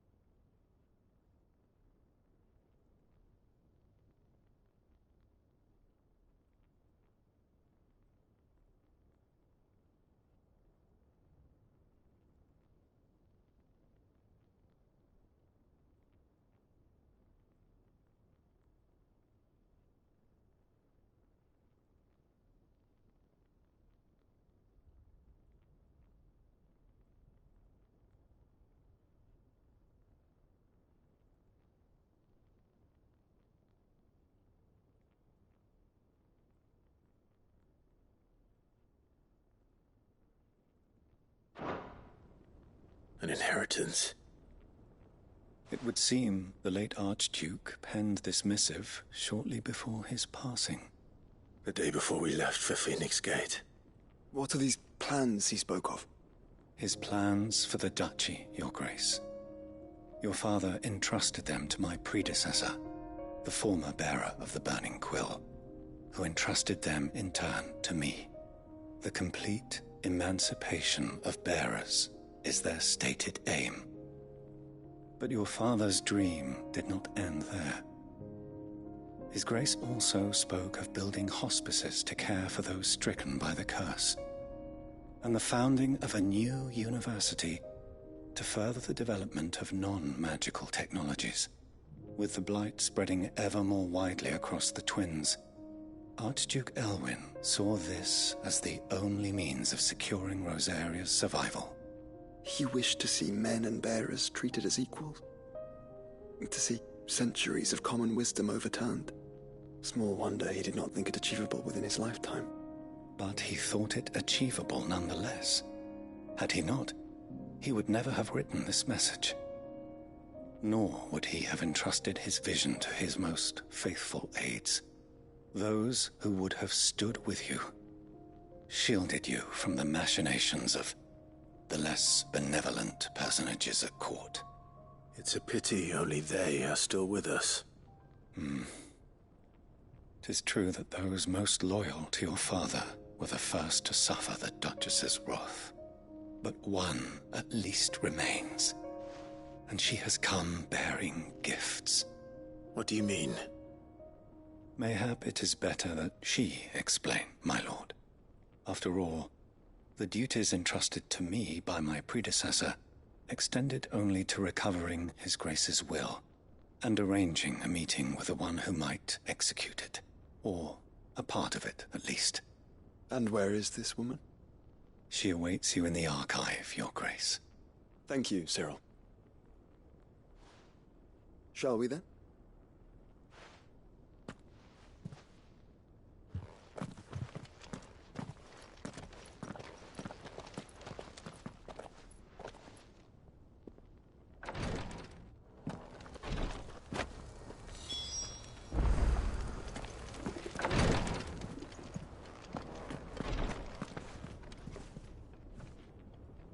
Lord Marquis, if you have a moment. What is it, Cyril? One of our brethren lately journeyed across the strait in order to pursue a new avenue of inquiry in our ongoing investigation. He sent an owl some while ago, but we have heard naught from him since. Was he surveying another fallen ruin?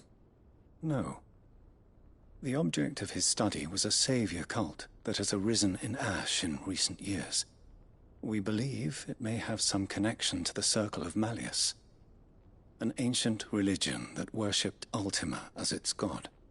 By gaining an understanding of this new faith, we hoped to learn more of the Circle's original beliefs. And so you sent one of your brothers to Ash, a continent teeming with orcs and Akashic. Fully cognizant of the risks, yes. I entrusted the mission to one of the most able of our order, the third chair, a master of the arts of combat and survival both. Though he has been silent for some days now, I have thus far refrained from sending any others in search of him, lest they be lost in turn. Yet, it seemed only right to inform you of the situation, given your unique experience of the perils of Ash. For as you so earnestly advised me, it would not do to abandon a man to his fate, when he might yet be saved. It would not. But Ash is a big place. Can you be any more specific? Perhaps. The last owl I received from him mentioned a village where he had heard the cult were wont to assemble. Mickleburg was its name. It lies in the southern reaches of Waloed. If aught ill befell him, I expect it did so there. Right. I'll see what I can do. You are much too kind, my lord. Go then, with my hopes, and may the firebird's flame ever burn in your heart.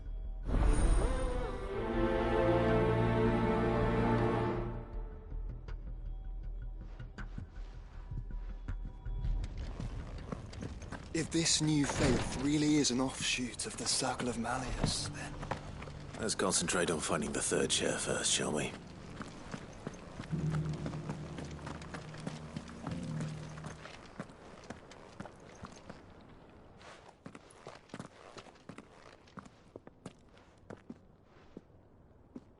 My lord, your grace.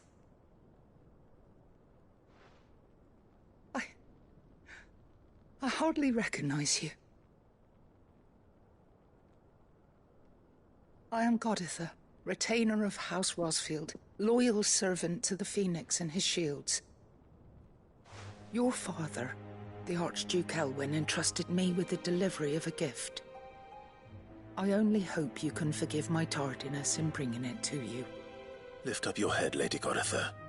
You have our gratitude for your service to our house and to our father. I merely did my duty. as any proud Rosarian would. My lady, perhaps you could explain a little more? What exactly is the gift you bring? As I'm sure you know, it has long been the custom for the children of House Rosfield to be presented with certain keepsakes upon their coming of age. Indeed it has. Our father often spoke of the day when our turn would come. And had he lived to see it, he would have presented you with the treasures I bear. Matching armbands for you both. Alas, he did not live. Indeed, he was taken from us even before they could be completed. He had intended to claim the Heartstone with which each armband was to be finished himself, but it was not to be. And his gifts remain incomplete. I see. It saddens me to bring them before you, as they are. It was your father's wish that you be presented with the finished articles, not these works in progress. But with his grace long since gone, and the stone left unclaimed, I had little choice. You are grown men now, and his house is yours. And while I would not presume to insist upon your claiming the Heartstone in his stead, I know that nothing would have pleased him more than for you to do so. Thank you, Lady Goditha. What say you, Clive? What else? Of course, my lady. May our father's will be done. Oh, I am much obliged. Do you know where we might find this Heartstone, my lady? I do. Though it may be a matter of a good deal more than simply happening upon it.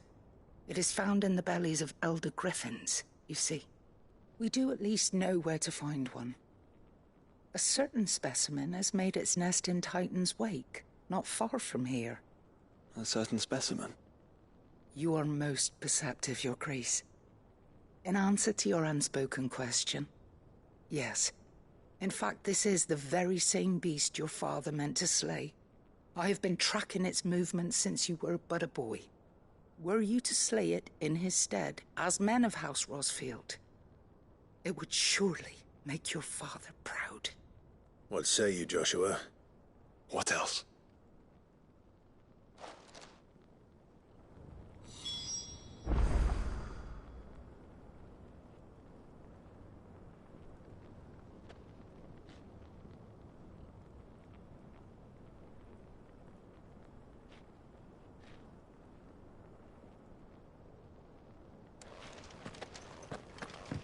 Titan's Wake is to the south of here.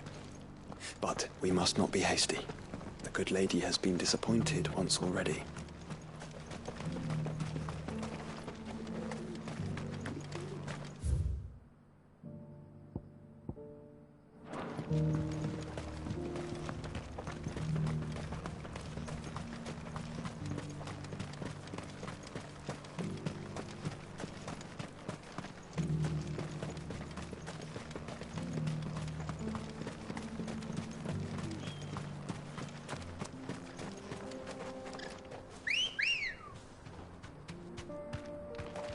Come on. Fly, Ambrosia. I needed that.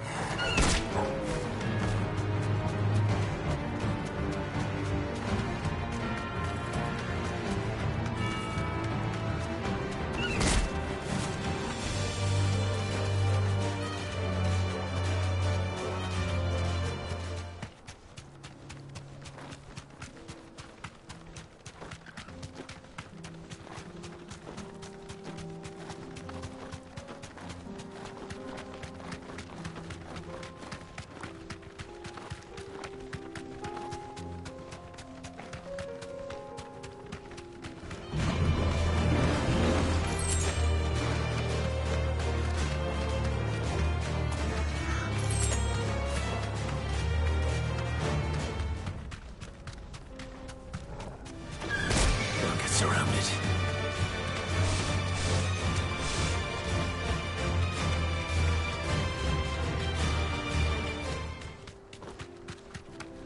Eyes peeled, Joshua.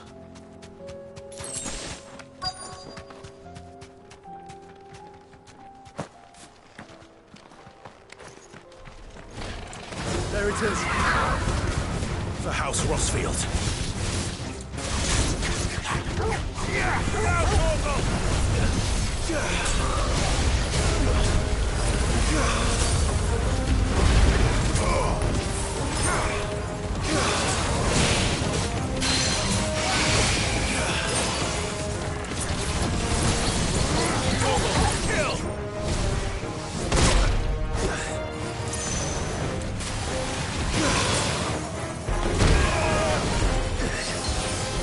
That's better.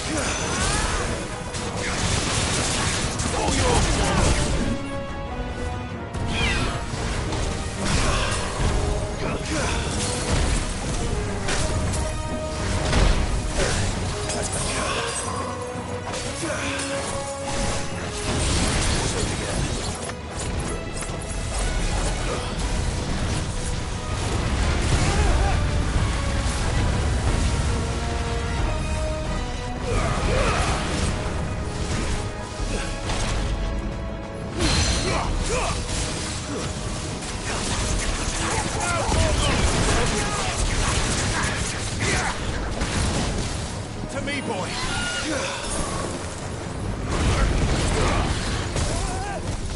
Too slow. I needed that.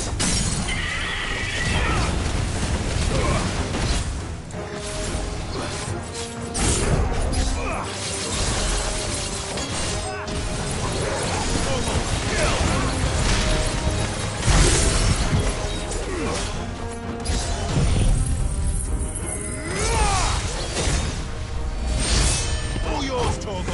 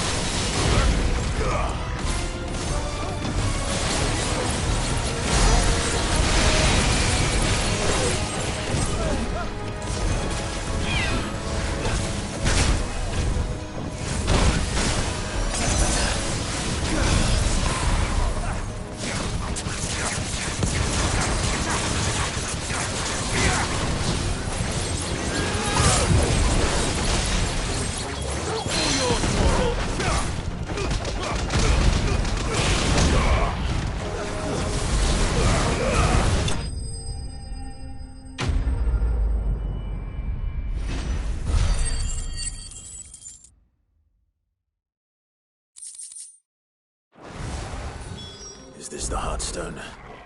I expect Lady Goritha will know.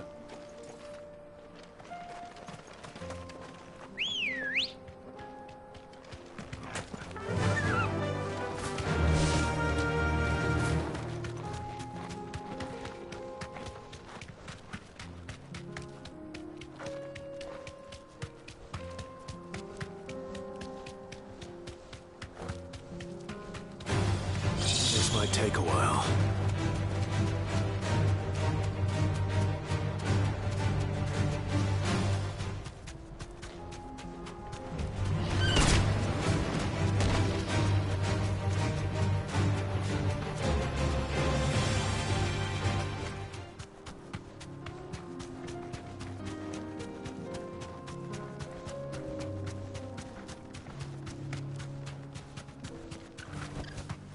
I can walk from here.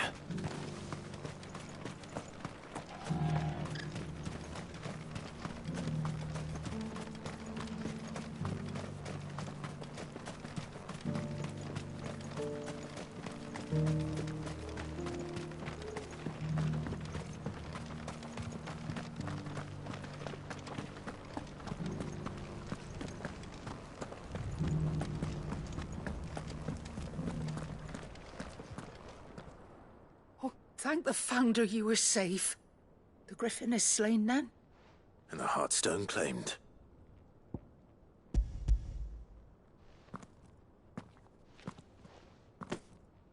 Yes. This radiant luster, like frozen flame, it is just as your father described it. Thank you, my lord. Your grace. Your father would be so proud. Lady Goditha, the lapidary is ready. Thank you, Cyril.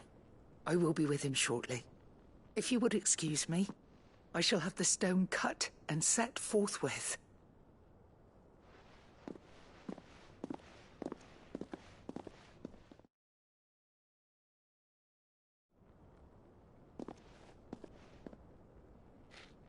The armbands are complete. Pray, take them. They are yours, after all. Heartstone is harder and more enduring than garnet, or even ruby. It symbolizes unwavering will and devotion. And the graven vines encircling the stone represent the unbreakable bonds between you. It's a message. Father knew we had enemies both inside and outside the duchy. Enemies who would thwart his vision. Only with unwavering devotion would it ever be realized. And only if we stood together, as Phoenix and Shield, as brothers in arms, only then might those enemies be overcome. Indeed. His Grace knew the enormity of the task he would entrust to you, his heirs. But this was more than just a message. It was a promise.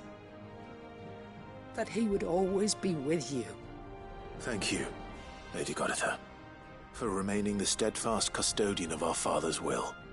Forgive me, my lady, but there is something I don't quite understand. The Undying told me that after Father died, Mother claimed all of the ducal treasures for her own. Even if the armbands were incomplete, she would surely not have overlooked them. So, how were you able to keep them from her? Because I was the keeper of the vault. Though I was but a lowly servant, your father spoke to me of his intentions for the bands, of the deep love he had for both of you, and his hopes for your future. In the days before the disaster at Phoenix Gate, I discovered that the Duchess had ordered her jewelry be sent away from the castle. It was then that I knew she meant to betray us. I tried to warn your father, but it was too late. When word of the fire reached Rosalith, I knew my time was short. So I took up the armbands and I fled into the night. And thank the Founder you did. Yet my duty to your father was incomplete. Not knowing what else to do, I followed the Griffin, thinking I might claim the Heartstone on its passing. And so my pursuit continued, until Lord Cyril appeared before me. He informed me that His Grace's will had been recovered, and that his sons were alive and well. Lady Goditha, on behalf of my father and all the people of Rosaria, I thank you for your loyal service. As do I. Thank you, my lord. Your Grace, for coming back to us. For giving my service meaning.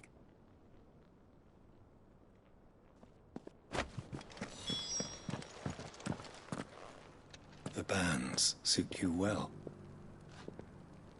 It must be gratifying to finally receive the inheritance that was denied you for so long. It is.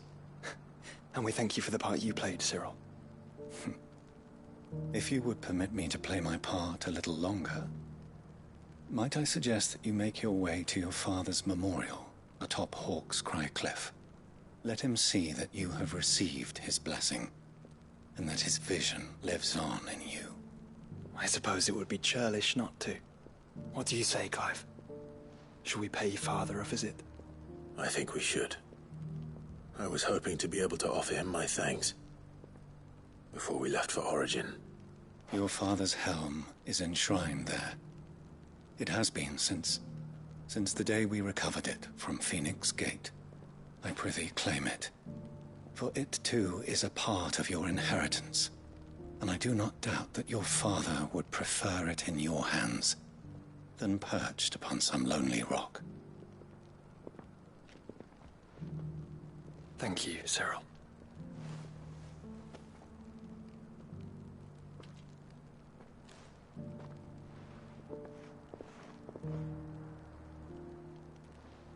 Come on, Clive. He's waiting.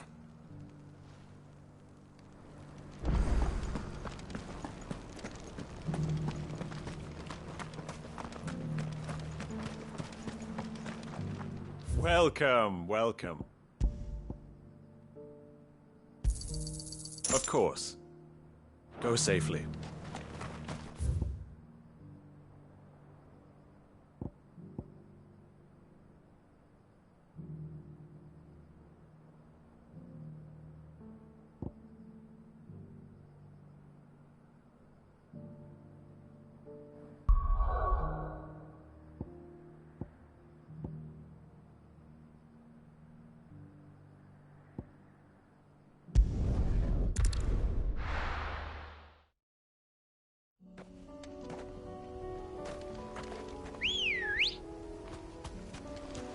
Come on.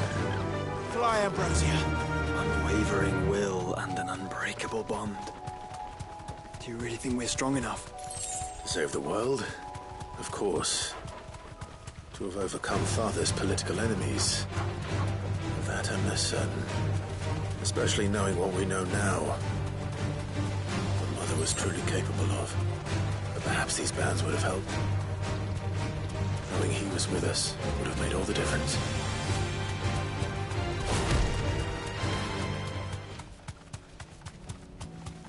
It's just back there.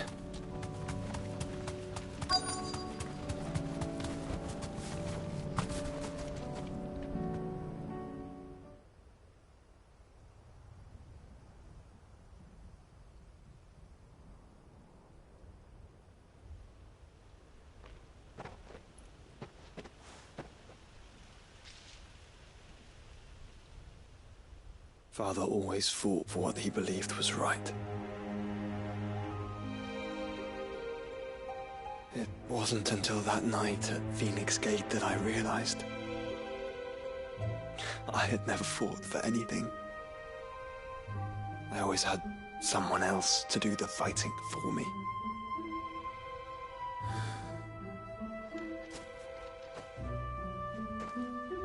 No matter how fate conspired against him, he never lost heart, never looked back, never stopped fighting. To me, he was the greatest of men. And I've been trying to live up to his ideals ever since.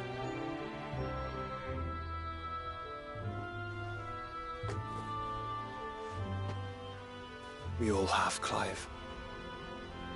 We all have. And we'll keep trying. Because that's what he would have wanted. What he would have done himself. Even if it meant standing against the very gods in the heavens. I shall be borrowing this, Father, if I may.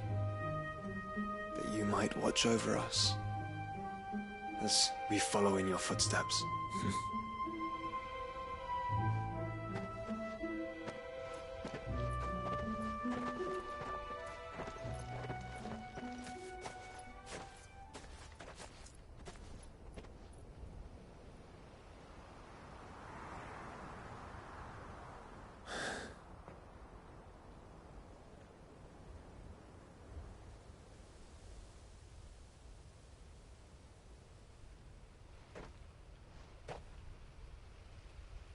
We won't lay you down.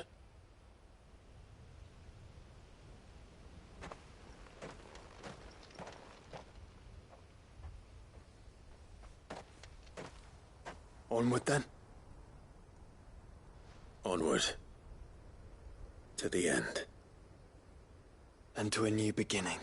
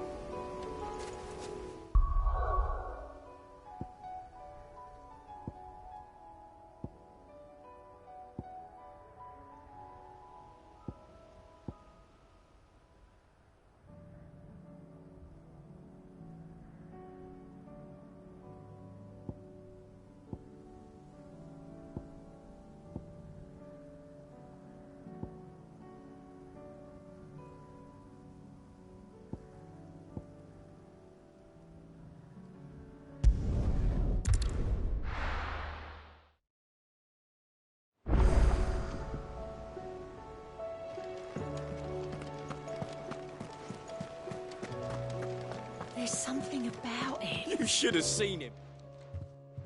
Welcome back, Sid. Welcome back, Sid. Yes. Welcome back. Trip wasn't too much of a pain in the arse, I hope. Truth be told, it was me who suggested roping you in to help with the trial. But from what I hear, things didn't go quite as planned. No, they most certainly did not. Ember lost his nerve in the face of a beast of prey, but he didn't lose heart. He pressed on, and he achieved his aim. And is that not what we ask of our scouts? Indeed it is. Thank you for your honest appraisal, Sid. The fact remains, however, that Ember will not always have a battle-hardened warrior on hand to pluck him from the jaws of peril. All I have gleaned from this trial is that without someone watching his back, Ember is little more than a liability. Wait, Sergeant. Ember still has much to learn, it's true. And this time he was found wanting. But I'd say he's due a second chance, nonetheless. After all, he did do as you asked. With a bit of hard work, any hand can be made to hold a blade, and any mind can conquer its fears. But a scout's nose is different. You've either got one, or you ain't. And by sniffing out that log, young Ember here has shown he has a conch and a half. Wouldn't do to waste it now, would it? Fine. One more chance. I'll do whatever you ask. I'll spend my days and nights in the pit if I have to. I'll show you. Just you wait. Daft as a brush, that one. But his heart's in the right place. Just like someone else we know. And if you ask me, we've been leaning on him for far too long. That time the curse breakers took some of the weight off his shoulders, I reckon. It couldn't hurt. Just don't tell Gav I said so, will you? I won't have him thinking he's been hard done by. Next thing you know, he'll be asking for a day off. Chance would be a fine thing. Back to work. Forgive me, Sid. This did not play out as I expected. Things really do these days. But that's why we need men like Ember more than ever. Men who can make the best out of a bad situation. Remember that. I will, Sid. Thank you.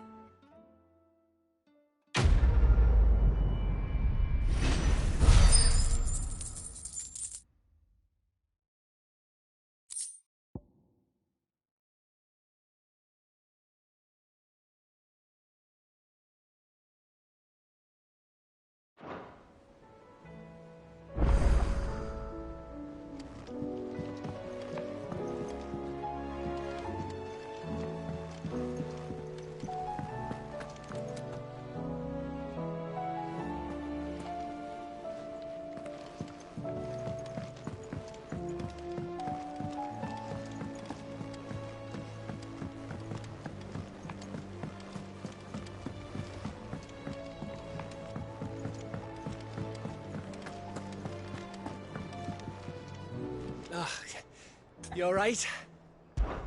Something troubling you? No more than usual. It's just... Eda's baby will be coming soon, and I wanted to make something for it. I'm sure she'd like that. Back in the north, families would always make gifts when a bairn was on the way. Yeah, I'll let the little tykes know they were welcome in their new homes, like. So, what's the problem? Well, the problem is that Eda's due any day now, and I don't know if I'll be ready in time.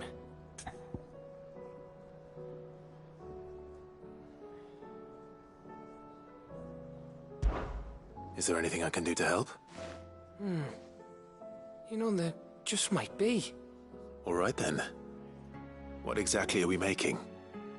A good luck charm. But not just any good luck charm. Not just any. No. One made from the feather of a silver chocobo. There's naught luckier in all the realm, or so we used to say back home anyway. Thing is, they're hard to come by. Had Otto and Karen check with their suppliers, but nothing. I try and track one down myself, only... Only the big day is fast approaching. And that's all you need, a feather. That or the bird whose horse it's attached to, aye. I was gonna start by asking around with traveling traders plying the northern borders. Well, there's no shortage of those passing through Martha's. I think I might make that my first port of call. I'll let you know if I find anything. You're a good friend, Clive. I won't forget this.